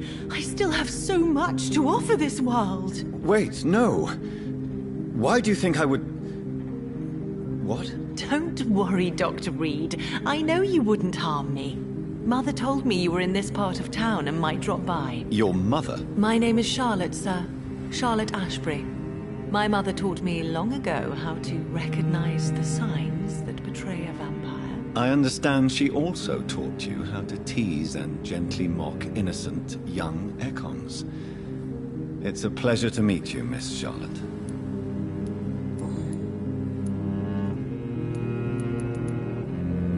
Tell me about your adoption. What do you want to know? Who are your real parents? Elizabeth Ashbury is my real mother. She raised me and has taken care of me all my life. I have no idea who my progenitors are or were. Do you live with her? I still spend a lot of time in my mother's mansion, but I have my own house now. I have a life to live, you see. And one day, I'll have my death to face. How did you meet Lady Ashbury? First, I was an orphan in the institution for girls she manages in the West End. When I was 10, she adopted me, and I have lived with her ever since. Did you know she was a vampire when she picked you? The correct word is Ekon, Doctor. And no, I had no idea why my mother only showed up at night. She told me everything when I turned 16, though I suspected the truth for a long time before that. What do you think about this part of town? I was raised here, and I suppose it feels like home. You grew up in this part of town too, did you not? Yes, I was born a few streets away. A small world, is it not? Did you ever imagine that my mother was your neighbor all that time? That you could have met her in a dark alley at night? You won't trick me twice, young lady. We both know Lady Ashbury never hunts or attacks prey at random. Come on, Doctor. Don't tell me you never thought about that possibility. Her fangs on your neck. Oh, are you blushing, Dr. Reed? Is there something that's bothering you? Too much selfishness and individualism for my taste. Even when there was no epidemic. Even if that's partly true, may I remind you that many charitable institutions are financed by the selfish and filthy rich. I suppose you're right. But society must reform and renew itself, or we are all done for. What are you doing out here? You mean, what do I do outside at night, since I am a woman? Let me ask you a question, sir.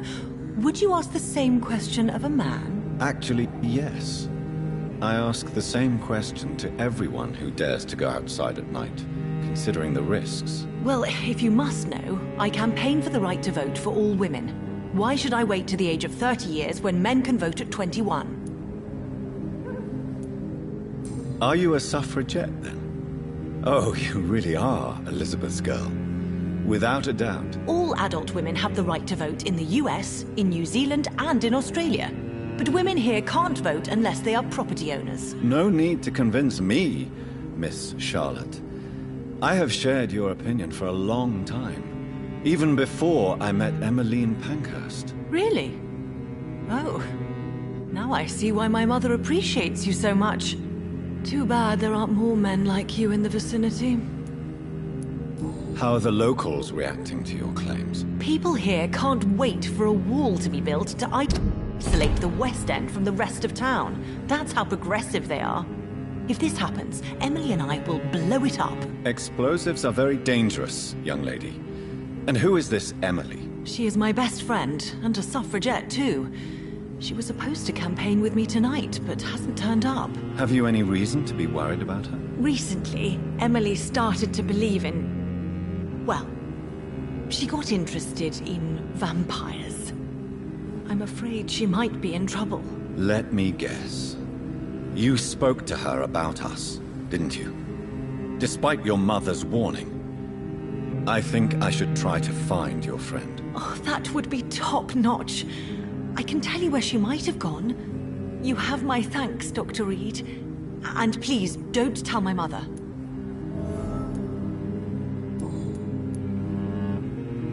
What exactly has your mother told you about me? Your name and profession, obviously. And the mystery about your maker. I'm sorry to hear about what happened to your sister, sir. Mother says it was not your fault. Does it not scare you to know what I am? What your mother is? Why should it?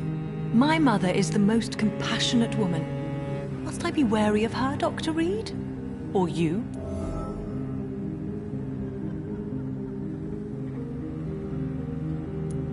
Perhaps it's wise for a mortal never to totally trust a vampire.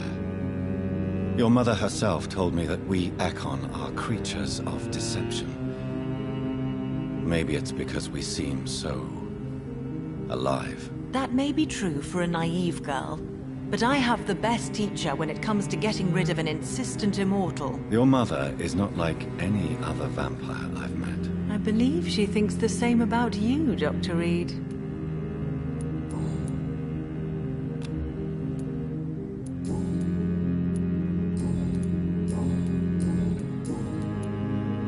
Do you know why Lady Ashbury chose you to become her daughter? No, I don't. Each time I ask her that question, she smiles and says it's precisely because I dare to ask such questions. Do you ever regret that she chose you? Of course not. Though I often wonder if she adopted others before me. If so, where are they buried? How was it for them to pass through life with a never-aging mother? Goodbye, Charlotte. Give my best regards to your mother when you see her. She's been quite busy these last few nights. I suspect you may see her before me.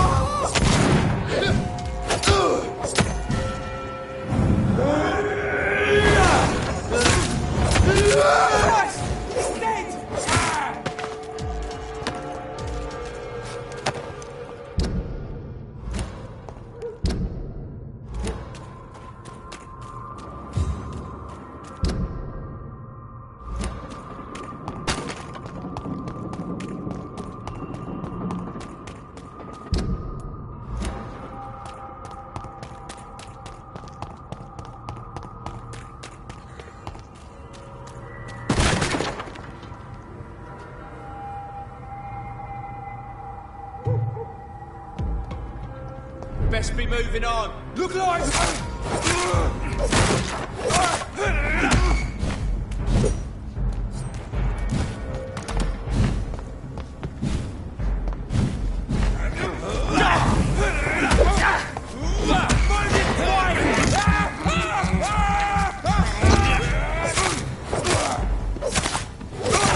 Oh, Christ!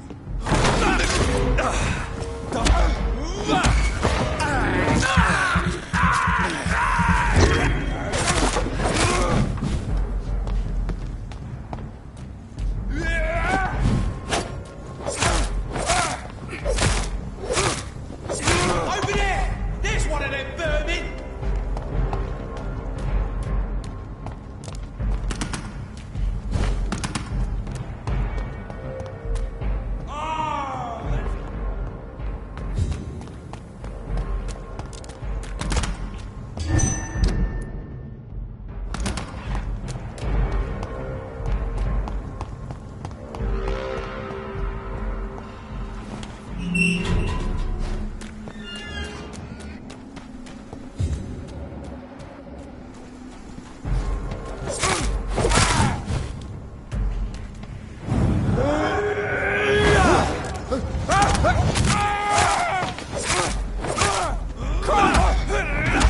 Watch it! He's a killer!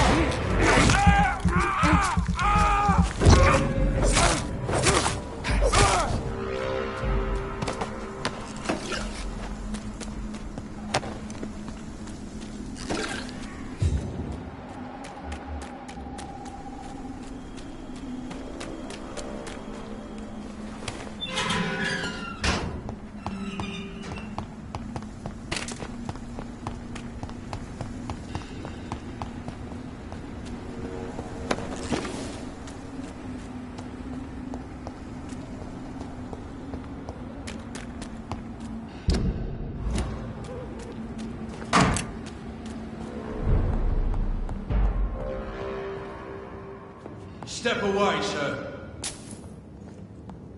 I said go back home! It's one of them!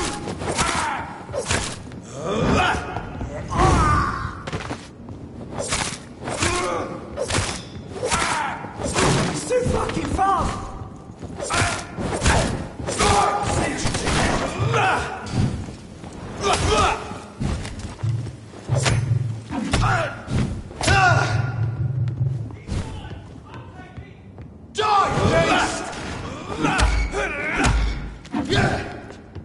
Want some of this?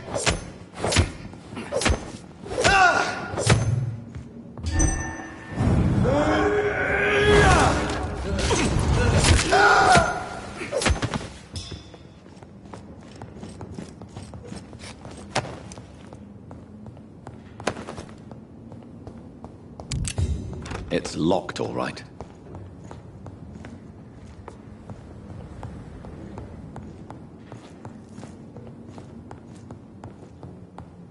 It's locked. It's one of them!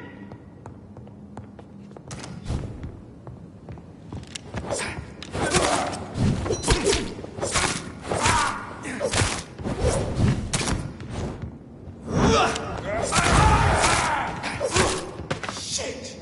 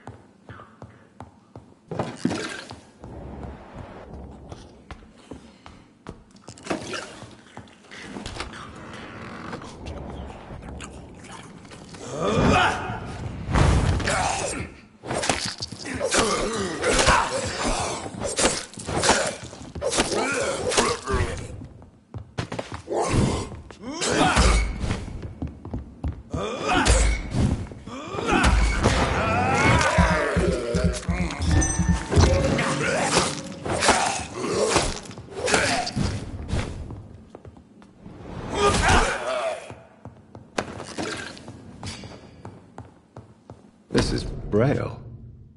I need someone who can read this.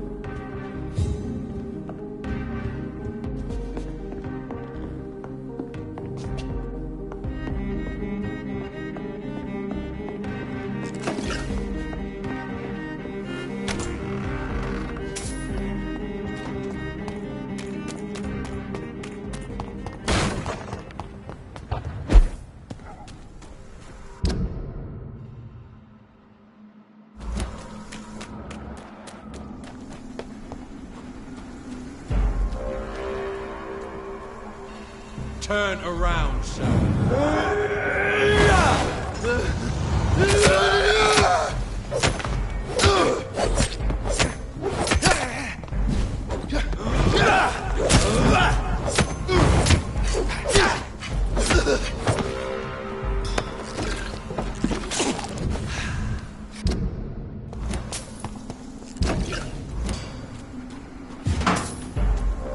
Safer places to be than here. Over there! There's one of them.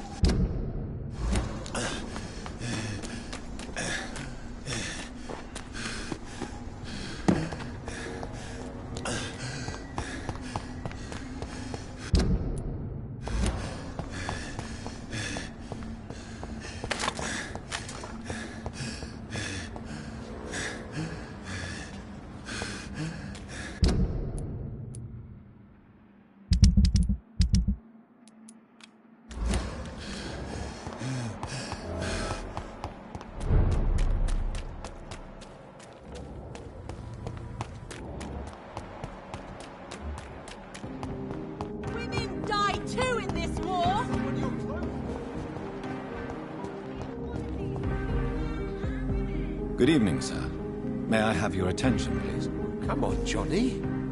Don't you recognize your oldest friend? Clarence. Clarence Crossley. How are you? My God. So you survived the war too. So sorry I didn't recognize you at first. I almost didn't recognize you either. War does that to men, I heard. In my case, it was true, for I witnessed the horror that lies underneath. When did you escape the war, return to London. You know what's funny? I almost never think about the war. Not anymore. I'm involved in another kind of battle now. I know what you mean. I haven't had much time to think about the war either since my return. Of course. The epidemic, I bet you've been busy as well. Forgive me, Johnny, I didn't want to sound selfish. What is this new battle? Well, I saw terrible things during the war. Horrors I thought I'd forget. They're here too. They're everywhere. Vampires. How is your wife, Venus? We've spent so much time away from each other. So many things have happened. But you're alive. You returned in one piece and you have a family. How many soldiers can say the same? Believe me, it's not quite that simple. Unlike you, I'm not the man I used to be. Is everything all right at home? Surely Venus was relieved to see you return from France in one piece. Have you forgot what people are like in this part of town, Johnny? Venus fears for our family reputation. Now her husband has become the village idiot.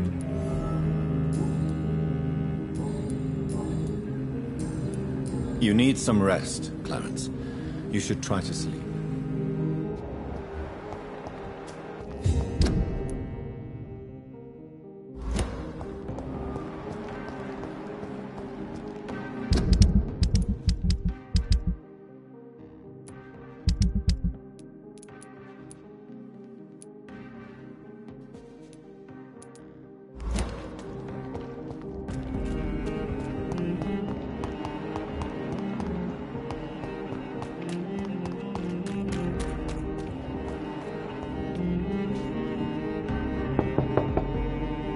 Hello?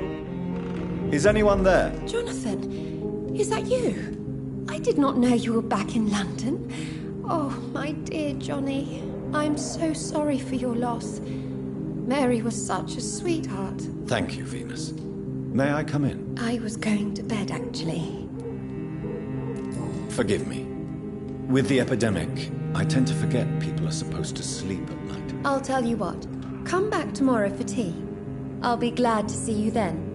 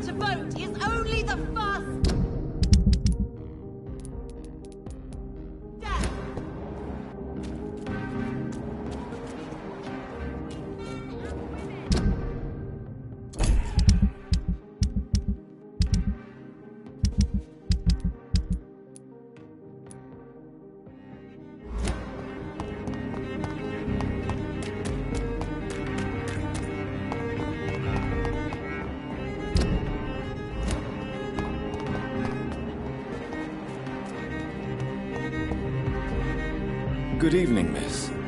Can I help you? I'm a doctor. Dr. Jonathan Reed. I am Karina Billow. I don't need any doctor. The rats. Where are the rats? Miss, you don't seem well at all. Are you afraid of rats? Has one bitten you? No, it's me who bites them. Tasty, juicy, disgusting rats. I can't stop eating them. Help me, please. Help me to disobey the voice.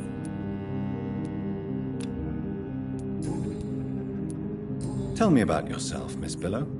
What do you do for a living? Oh, I'm hungry. Need to eat. Have you got something for me? Blood, perhaps? Can you give me blood, Dr. Reed? Don't you remember who you are, miss? What you did for work? I was strong, proud. I campaigned for good causes. But that was before. It does not matter anymore. I'm so hungry. What happened to you? The rats. The answer hides in their little crunchy bones. Their juicy, tiny brains. Miss Billow, please, try to concentrate. Why do you worry about rats so much? The voice in my head. He forces me to do so. Drink their blood, he said. Eat their flesh. Do you feel compelled to obey that voice, Miss Billow? Even if you're loath to submit to it? Yes. Please. Help.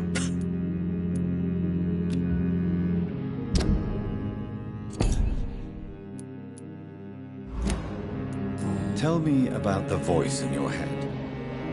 Who is it? Can you describe it? Is it someone you know? Someone you met? Keep your mouth shut, he said. Don't ever speak about me, or I'll abandon you. Help me, please, Doctor. What is the local news hereabouts, Miss Billow? Shadows. Shadows hunting shadows. Whispers in the dark. Pestilence. Suffering. Death.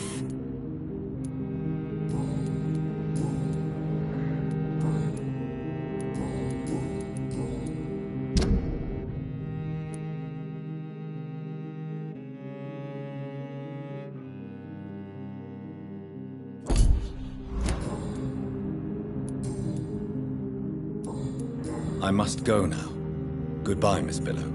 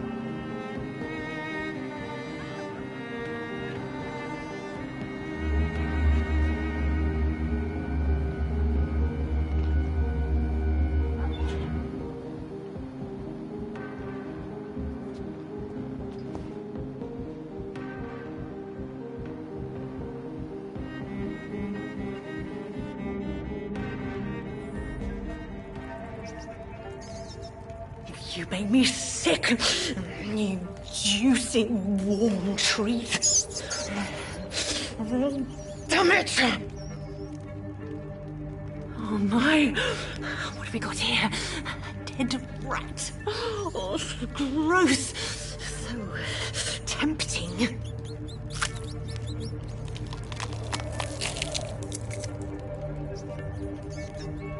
Eternal life. Through the blood of the lesser beasts, he said. Oh, dear God, help me.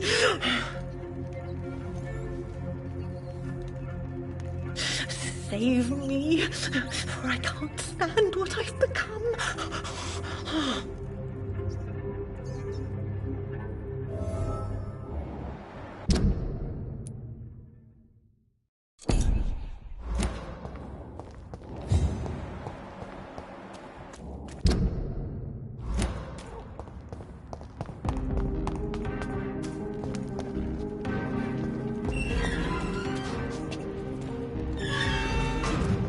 I cannot enter.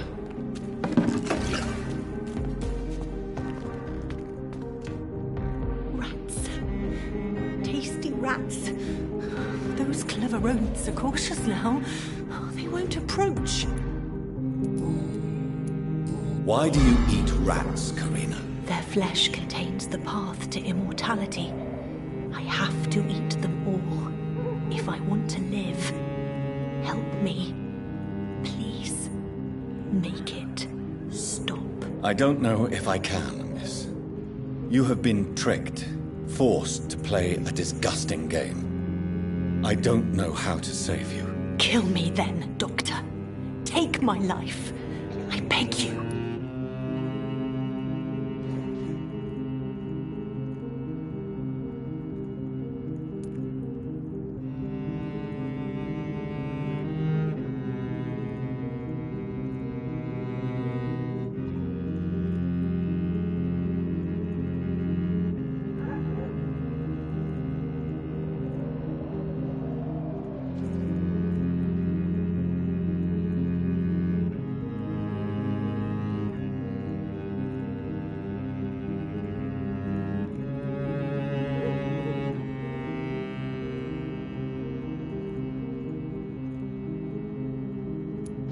I can't do that, Miss Billow.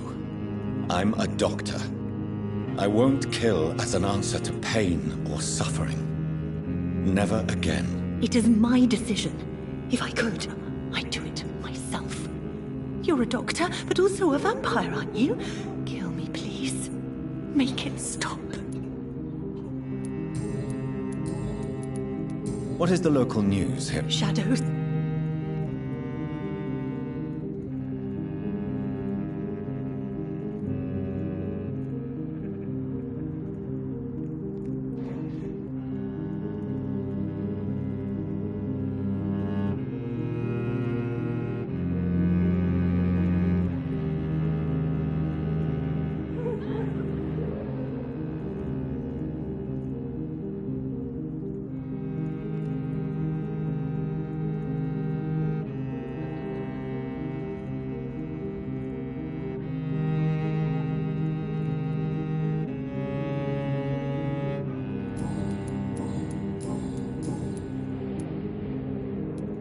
Why did I don't know. Kill me then. I can't do It is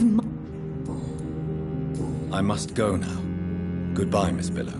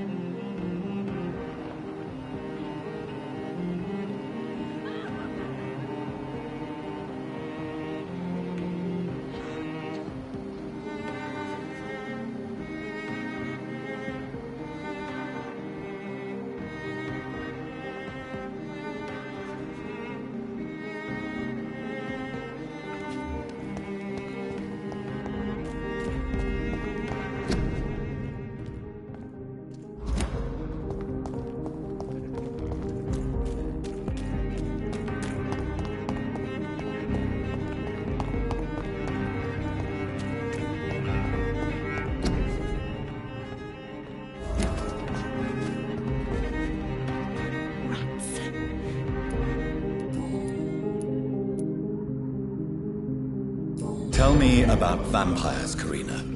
You must have met one recently. He promised he would help me, give me immortality, make me escape this world of death. He promised. Who is he? How did you meet him? I can't tell you, Doctor. He won't let me.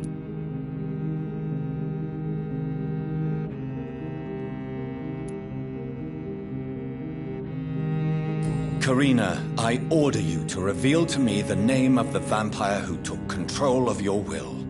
Speak their name. Don't you dare interfere with my game, Ekon. Go find yourself your own toy and let me play with mine. Who are you?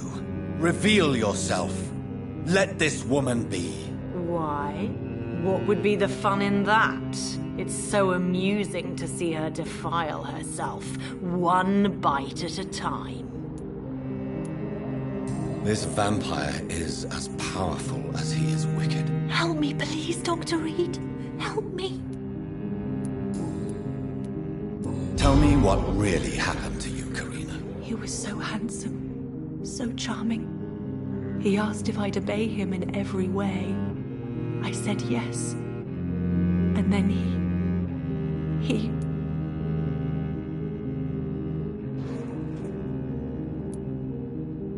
He tricked you? Yes. He has promised me eternal life. And now I must eat these rodents for attaining it. But of course, it's a lie.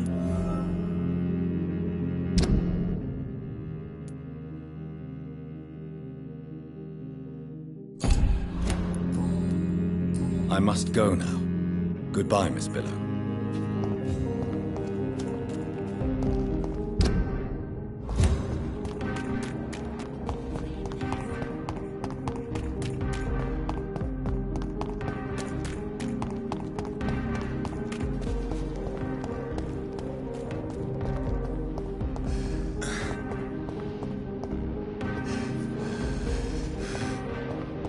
I'm sure Kaloon Russell has no interest in such a conventional menu.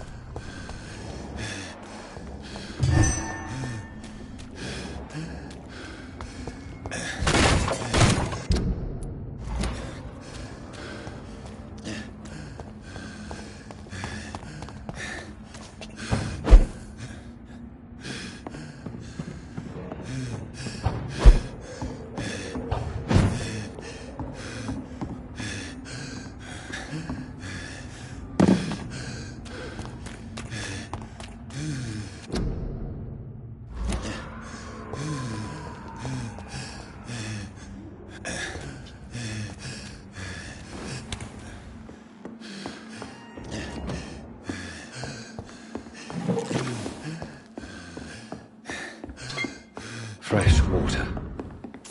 As long as it's not holy water, I may find some use for it.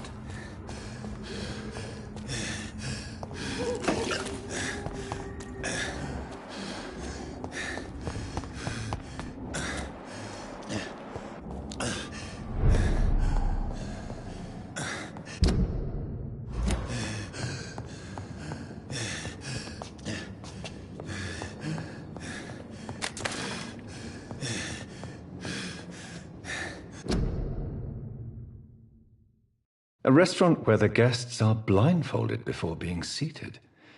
Intriguing.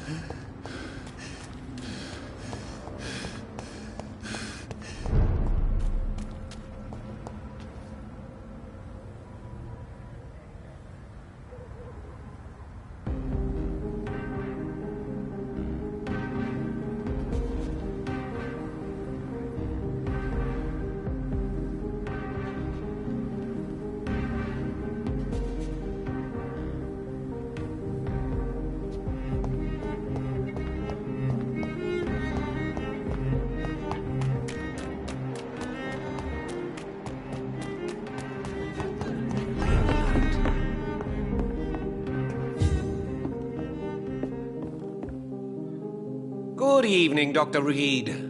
A great night, what? I have found a restaurant that could satisfy you, Mr. Russell. The most intriguing and exotic restaurant in London. Really? You have piqued my interest. Where is it? It's a place where you eat in complete darkness and try to identify your meal without anything but your palate. My, oh my, how interesting. It could even be fun to eat a little poisson et fruit that way. Oh, thank you, Dr. Reed. Please, have this for your research.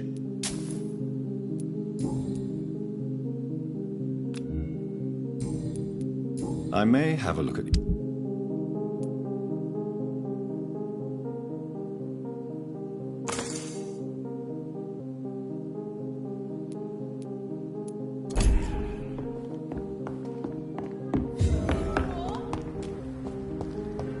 Support the equality between men and women.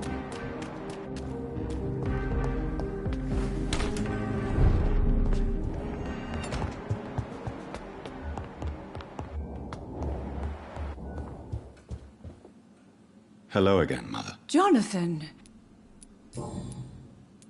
Tell me, Mother, how are you? All alone in this big house with only Avery to take care of you. I'm sad most of the time. Sad that you have left me here alone.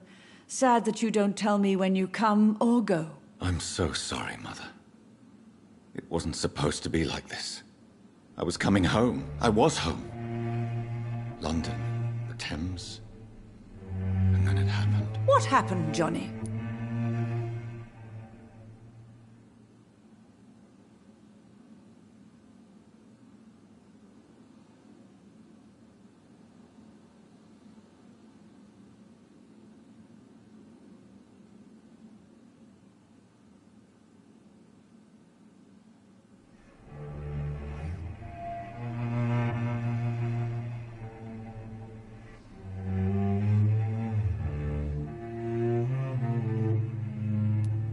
I lost my way. Somewhere between the boat and the house, my life changed completely. You should have told me, Johnny. I would have understood. You always were a secretive little boy.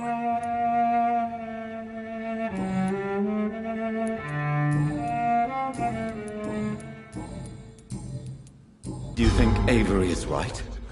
Do you think I should take better care of you? I don't blame you. But you abandoned me, son. A mother should not survive her children.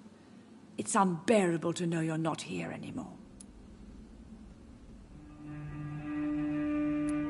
I wish I could stay here and take care of you, but I don't belong here anymore. My new home is an empty room, as cold as night and as red as blood. You don't have to apologize to me, Johnny. Do you think I did not notice how much you have changed? Have I changed that much, Mother? Am I still your son? You are still, and you'll always be. Despite your pale skin, your bloody eyes, and that echoing sadness in your voice.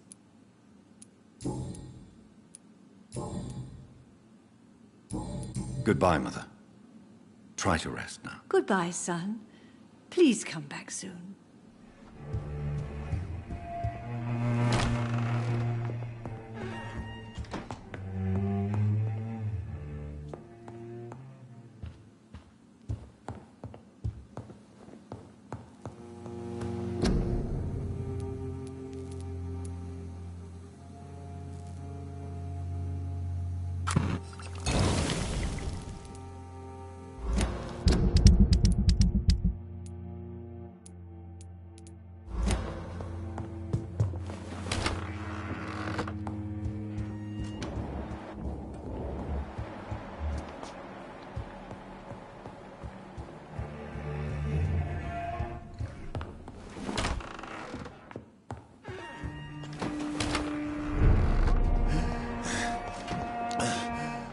It's locked, all right.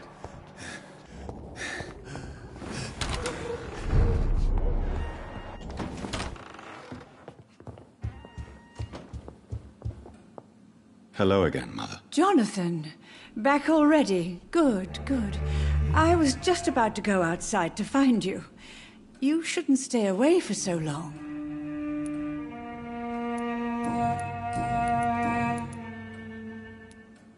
Do you think Avery is right?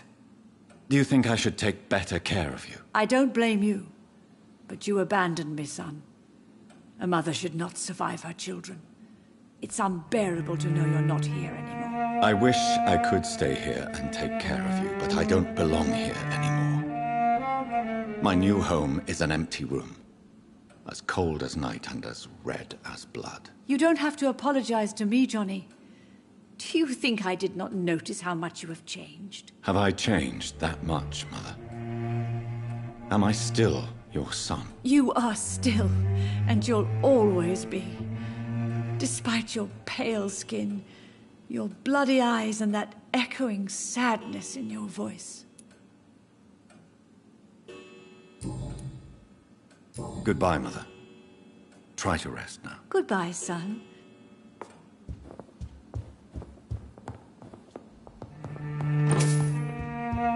Aubrey, I'm not sure visiting Italy is a good idea this time of the year.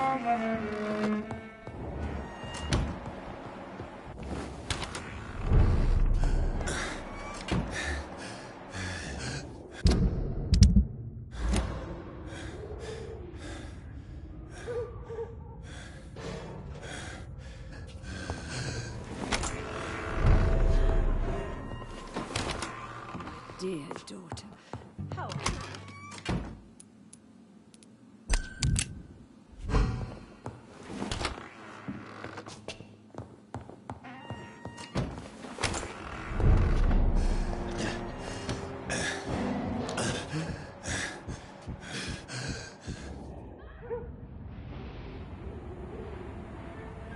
Your father and I have spoken about your fiancé, Mary. We believe he'll be an honorable husband for you.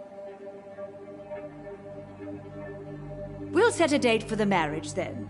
That way, I'm sure one of my children will give me grandchildren.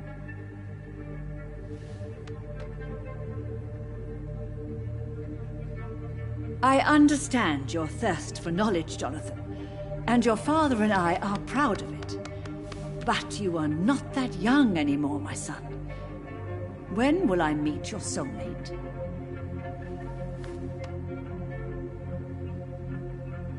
You can ascribe my romantic tendencies to my French origins if you want, Aubrey. But I'll never cease to believe in a match made in heaven, my beloved.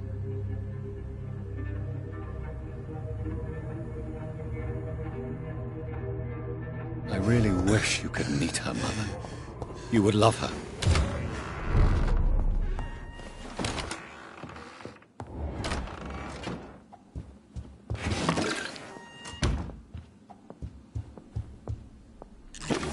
Hello again, Mother. Jonathan, back already. Good, good.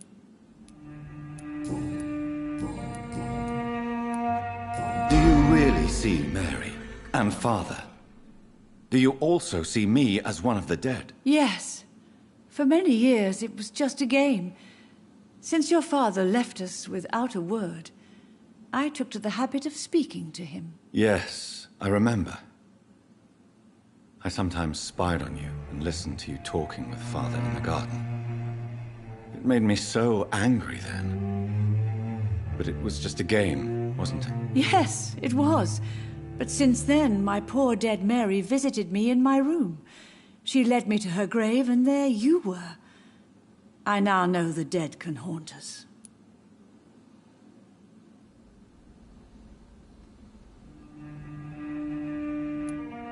I'm so sorry. You did not deserve to endure this. Mary should never have done this to you. That's true, my son. But you know what the worst part is?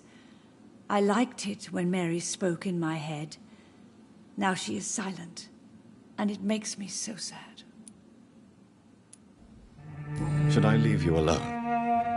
Just ask, and I swear you'll never hear from me again. Oh, no, Johnny. You're always welcome in this house. And one day, when I finally die, we'll all be together again, just as Mary promised us.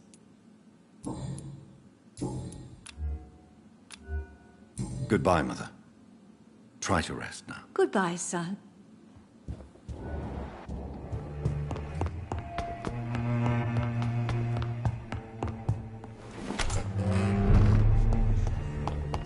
Support the equality between men and women.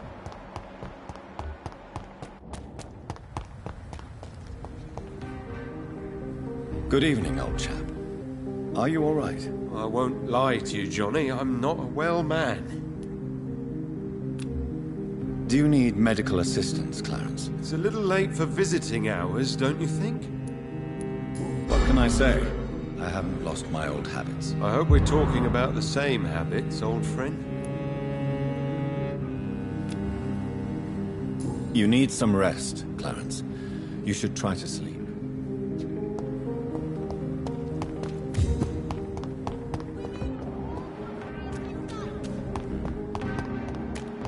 Women die too in this war.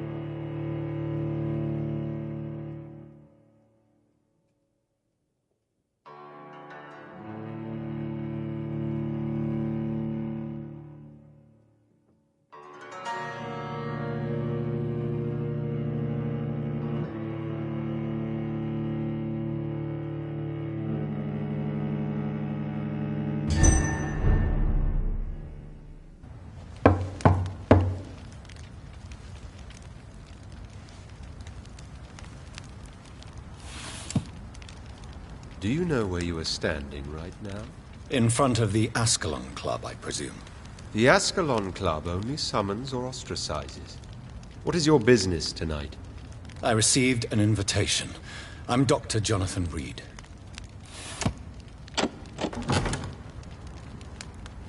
Welcome to the Ascalon Club, then, Dr. Reed. Please proceed. Lord Redgrave is waiting on you upstairs.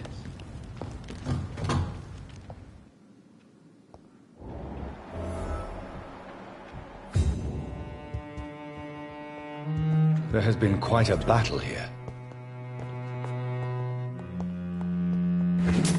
Welcome to I'm the sure Ascalon. the Ascalon Club has the money to replace the furniture.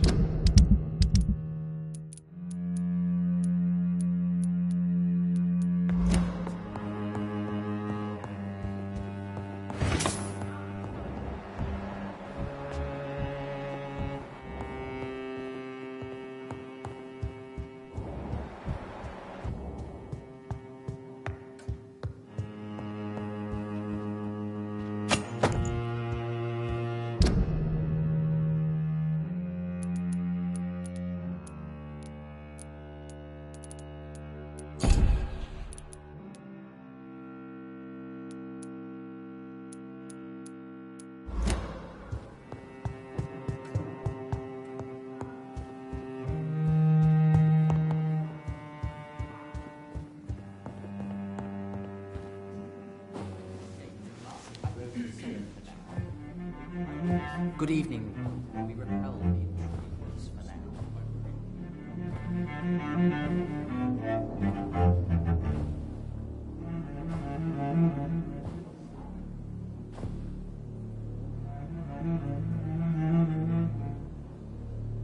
My good friends, if I may have your attention. Behold our visitor, the good Dr. Reed. Newborn of blood so pure and strong that even my friend Fergal Bansher was no match for him. Here, here, here. Come forward, young Ekon, for we have so much to discuss. Welcome to the Ascalon Club, Dr. Reed. I am Lord Redgrave, Earl of Bristol and chairman of this exclusive association.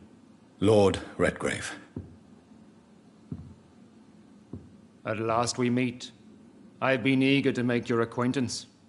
I've heard some astounding things about you. Please accept my condolences for your loss, Dr. Reed. Thank you, my lord.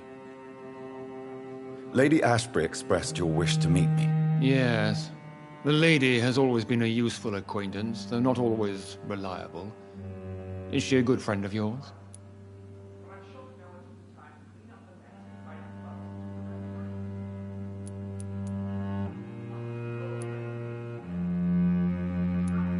She's a close friend, and I'm honored that she feels the same about me. The centuries have taught me never to trust a woman completely, especially if she is immortal. Too prone to emotions, if you ask me. Too fickle when it comes to important decisions. My lord, do not expect me to speak ill of Lady Ashbury. Of course not, and I praise your loyalty. Would you offer the same fidelity to the Empire? What do you mean? I speak of the Skull Plague that threatens London and the country. You have been on the front line in the East End, but the time has come to open up a second front here. The epidemic has escaped the quarantine. You have new cases of the outbreak. We don't know for certain, but we cannot allow the disease to threaten the prominent heads of Great Britain.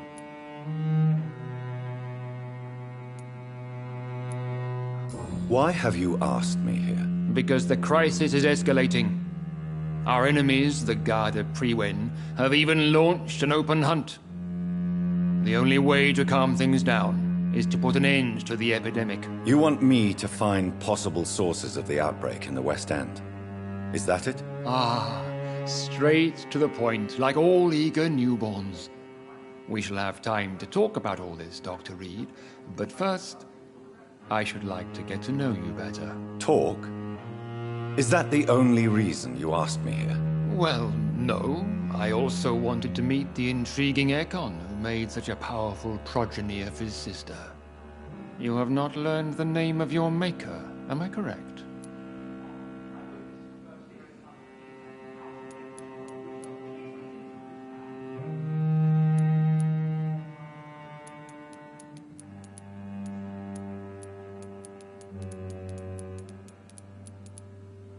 No, I haven't. Have no embarrassment, Dr. Reed. We all make mistakes. But whatever your lineage, you are definitely Ascalon material. What do you mean? I would like you to become a member of the Ascalon Club, and to serve me as such. Before I accept, I have so many questions. Please ask. What is the Ascalon Club's express purpose? We follow the credo of William Marshall, the greatest knight who ever lived. As was he, we are sworn to protect the British Empire.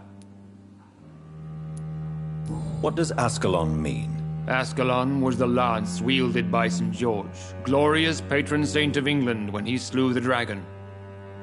And like that lance, we pierce the hearts of all our nation's enemies. William Marshall founded the Ascalon Club. Not exactly. William Marshall granted me immortality, and I founded the club a few years later. The good knight has been gone for so long.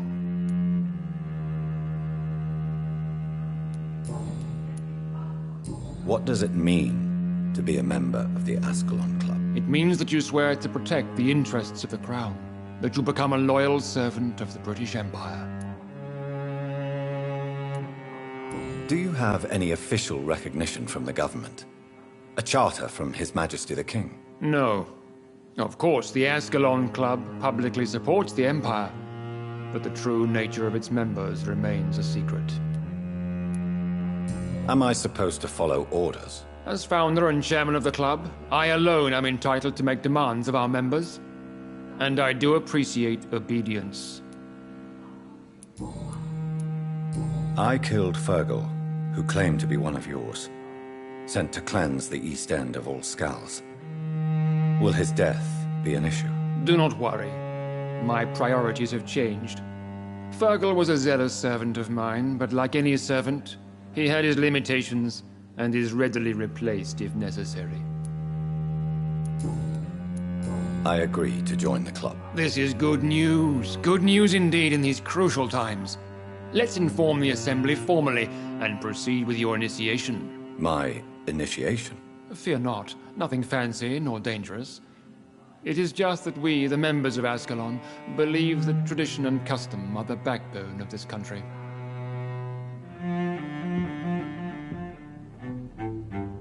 My fellow members, dear friends, please gather and welcome this Ekon as one of our own. Is he worthy?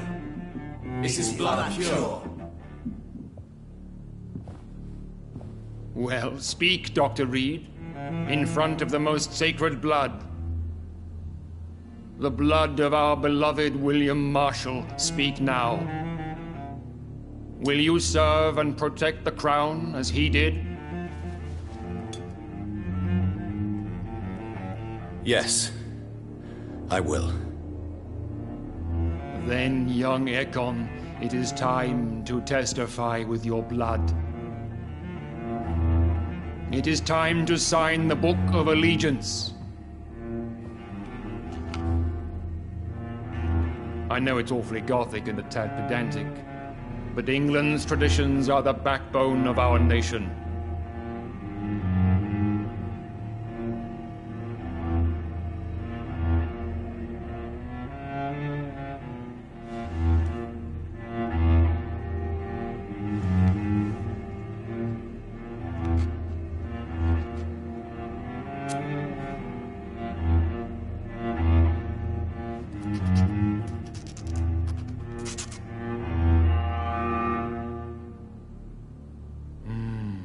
Delightful.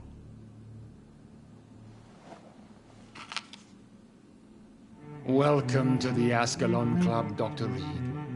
Take your place among the bearers of the lance. One of us! One of us!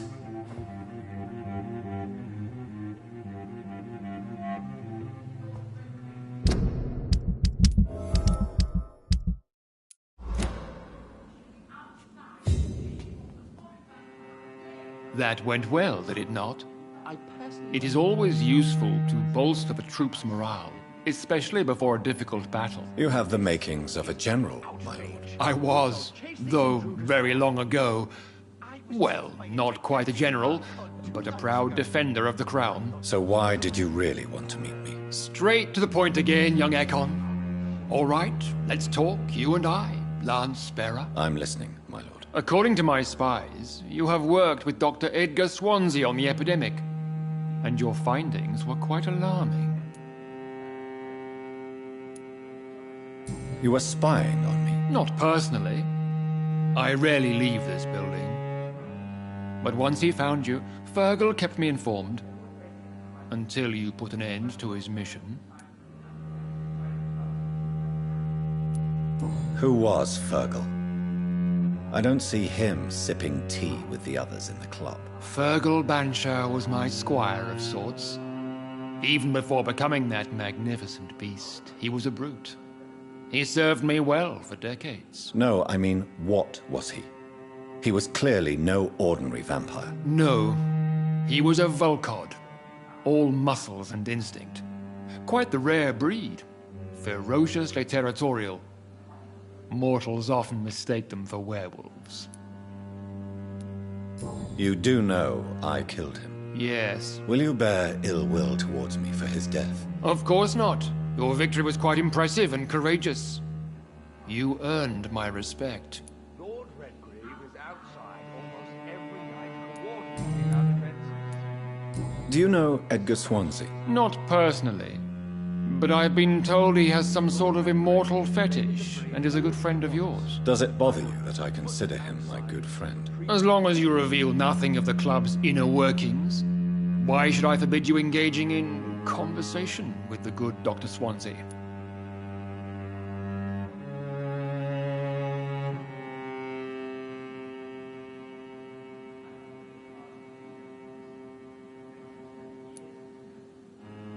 Yes, I'm convinced the recent invasion of frenzied Scowls in London is directly linked to the epidemic.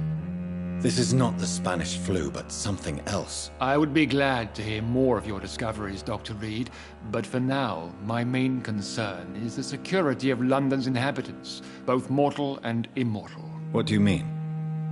Alarmed by the epidemic, the Guard of Prewen has started a war against us British vampires. To appease the situation, we must eradicate the Scowls. Scowls are hostile vectors of contagion. That is a fact. But first and foremost, they are victims. I agree, Dr. Reed. Most of the new Scowls who roam the streets at night used to be good British citizens, but they must be put down nevertheless. So, what do you want me to do? I want you to investigate the city thoroughly. I have reason to fear there are cases of contagion in this part of town. Our absolute priority is to find and cleanse them. And how would you like me to proceed? By all means necessary, Dr. Reed. You are now a member of the Ascalon Club, and you have carte blanche. Interrogate the locals, follow all the leads you find, and get results. We are losing this fight.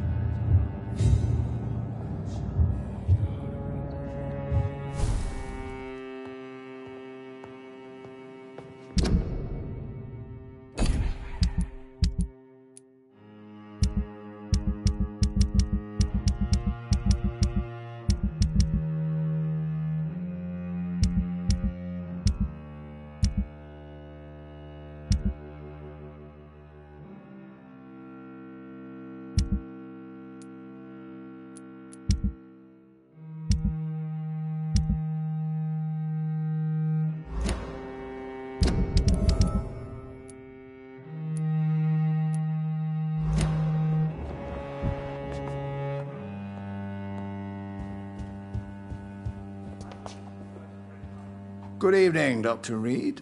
How does it feel to be this evening's centerpiece, figuratively?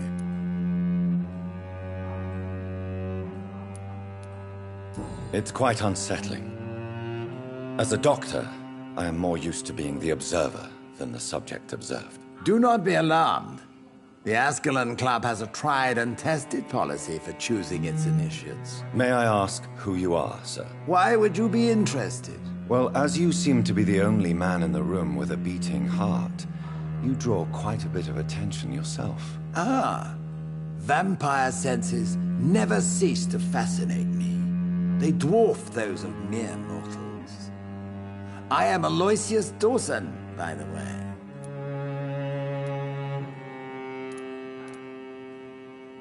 Are you not afraid? You are surrounded by vampires. Sir, it's for that very reason that I joined the club in the first place. Is not the nature of this club a secret shared by only a privileged few? My dear Dr. Reed, I have spent years and a fortune precisely to gather that kind of information. So you asked for membership? I have been a member of many clubs in many countries. But I must admit, this one is my favorite. Are you a member of the club? Yes, I am. And I have been for many years. And will be until the day I die. What can you tell me about it? It's not really my place to give you such information. I am merely a mortal member, and a dying one at that. Are you sick? Personally, I consider my advancing years are a sickness in itself. My body is slowly abandoning me, Dr. Reed. What can you tell me about Lord Redgrave? I would not dare speak of our chairman without his consent. Mr. Dawson, of Dawson and Dawson, the wealthiest man in England. It is a pleasure to meet such a prominent figure of London. A withering London figurehead, to be precise. Are you sick, Mr. Dawson? I am a doctor, you know. My case is beyond the scope of traditional medicine. I have spent fortunes on the world's most competent doctors to arrive at that diagnostic conclusion. I'm sorry to hear that, sir. Should I suppose that you're here in search of some form of immortality? Absolutely not. I'm here to implement my plan to save the city I was born in, to cast out the ghastly evil that has us all on our knees. What is the situation like in this part of town? I am sure Lord Redgrave will enlighten you more effectively than I. What do you know about the Guard of Priwen? I should not say this, but I admire their commitment. This is what the nation needs right now. But they are our enemies. They are not mine, Dr. Reed. Would you help them? No. There is a time for such methods. But brute force will not be enough to fight this plague. We have to think differently. Money cannot solve every problem. This mysterious epidemic is going to require more than money can buy. You're right. Money is nothing unless one has the will to wield it. I have a plan, sir. A radical one that will save all that is essential in London. What is your plan, then? Quarantine and barricades are futile. What we need is a wall. A formidable, unscalable wall to isolate the deserving from the infected masses. By doing so, you would create two separate ghettos. What if the disease gets past the wall? The results would be disastrous. Not if we eliminate all suspected cases of infection as soon as they appear.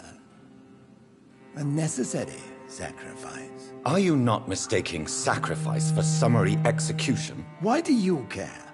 Are you not a vampire? Removed from all mortal concerns? Decisiveness is what the city needs, and it needs it now.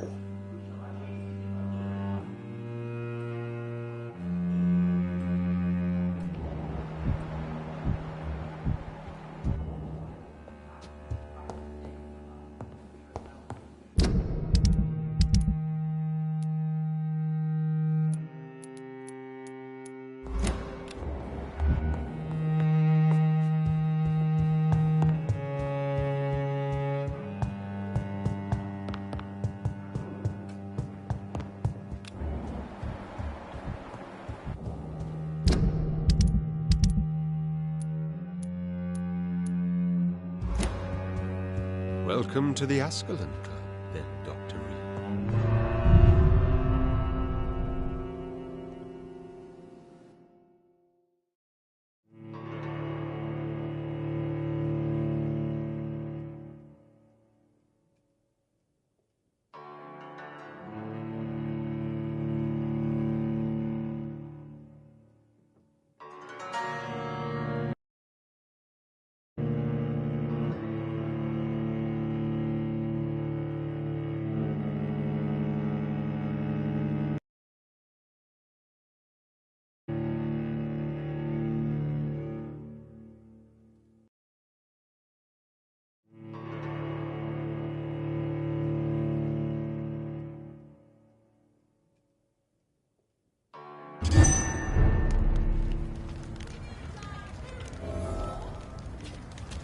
I think Lord Redgrave just suggested I was sired by an ancient vampire. Support the equality between men and women. Women's right to vote is only the first step.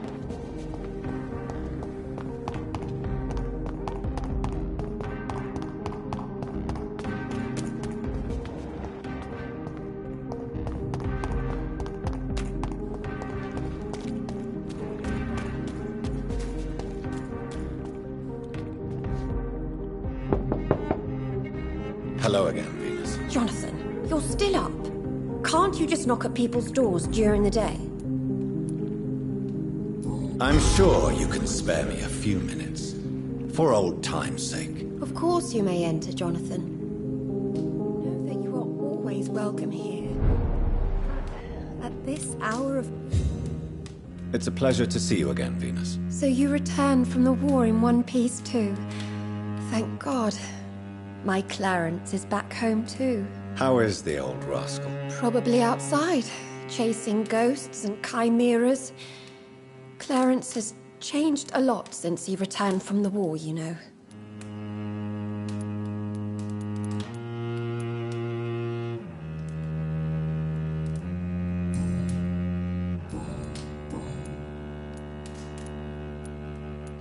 How have you been since the last time we met? How long has it been? 3 years now? I've done my duty, like all British women. You have no idea what it was like to wait for months without knowing if I'd still be a wife or a widow. I understand. Luckily, this part of town has been saved from the worst of the bombings, from what I've seen. Yes, and it's also true about the epidemic. The flu has killed here too, of course, but not on such a large scale as in other parts of town. Have you noticed anything peculiar about the neighborhood recently? You mean except for your return to town? No. Oh, and again, Jonathan, please accept my condolences for your sister. Thank you, Venus. It was so sudden. And I've been so busy, I haven't spoken to anyone about it. I wish I could have assisted at the funeral, but, you know, it's been so quick. And what with the epidemic in the streets? There's no need to apologize, my dear. It's normal, considering the circumstances. No, it's not. I am sure that Clarence has not even thought to present you his condolences. He is too busy with his penny dreadful stories. Why is my return so surprising? It's more an unexpected happy end than a surprise. You and Clarence, back from the war. You have no idea how hard it's been for me. Venus, why do you worry so much about your family's reputation? Everyone laughs at Clarence now. And they avoid me because they believe I share his insane opinions. I'm a leper in my own community. I'm investigating the source of the epidemic in this district. Have you noticed anything unusual? The McPhersons. I heard they locked themselves in their own house. They could just be afraid of getting sick. Perhaps you're right. But if I were you, I'd pay them a visit. A big house, reachable through a courtyard, to the north of the railway bridge. Goodbye for now.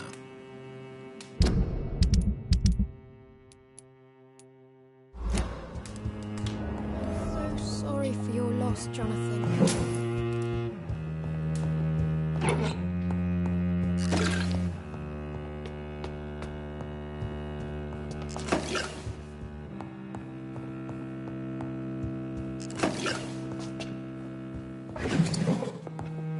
It's locked, all right.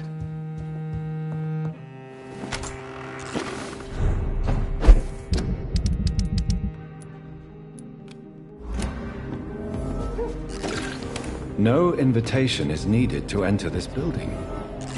That can't be a good sign. No sign of a struggle. It seems Charlotte's friend knew the killer and let him in.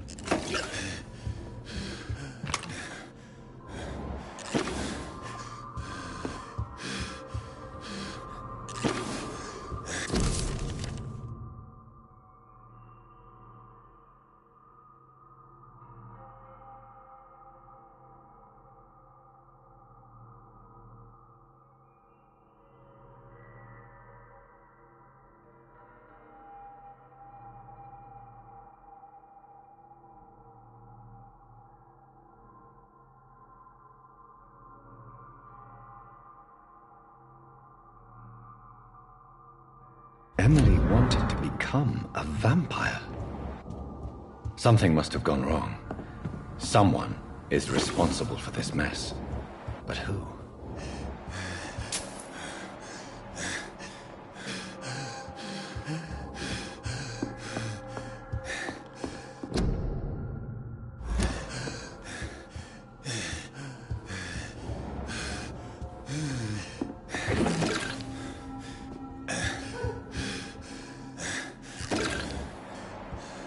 Blood.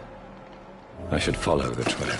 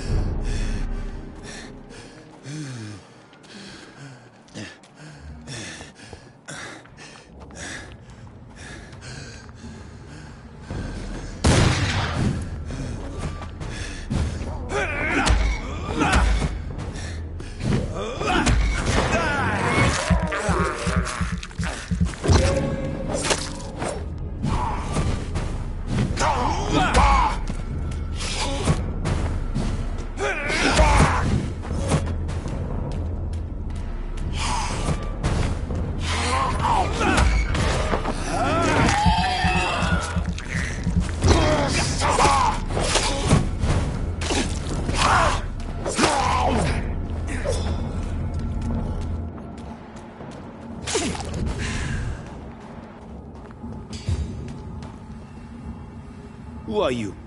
What are you doing here? I could ask you the same question. I'm the Marquis de Bois-Colombes, and I strongly invite you to find your own game, sir. I'm not here to sustain myself.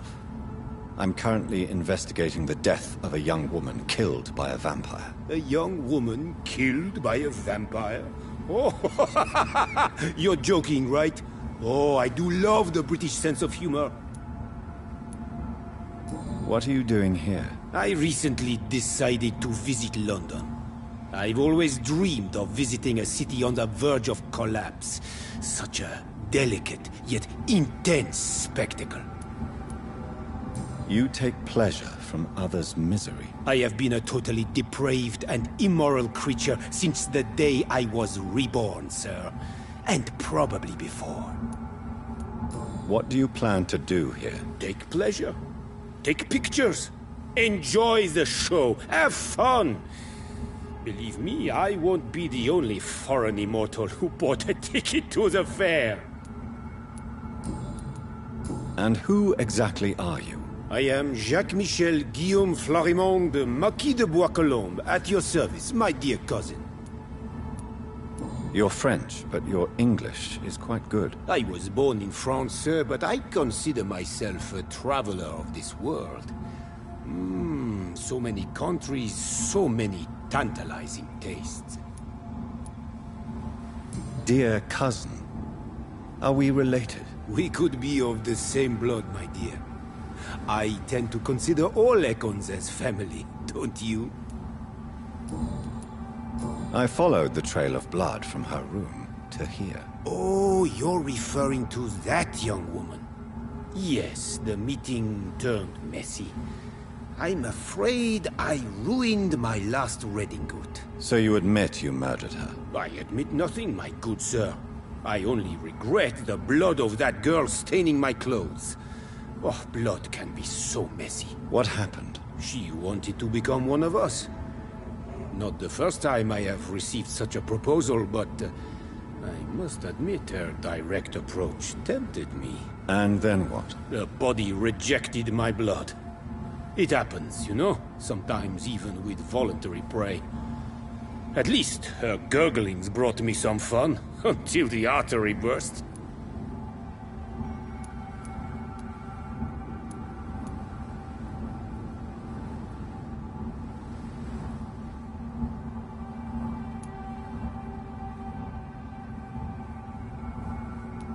Your cruelty deserves punishment, sir. And what else is new?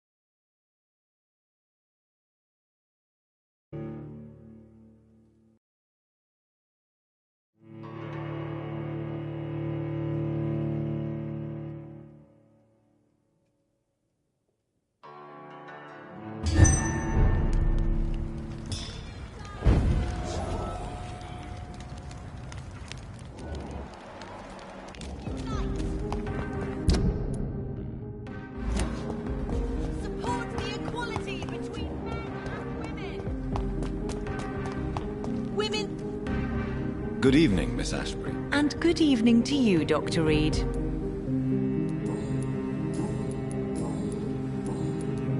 I'm investigating the source of the epidemic in this district.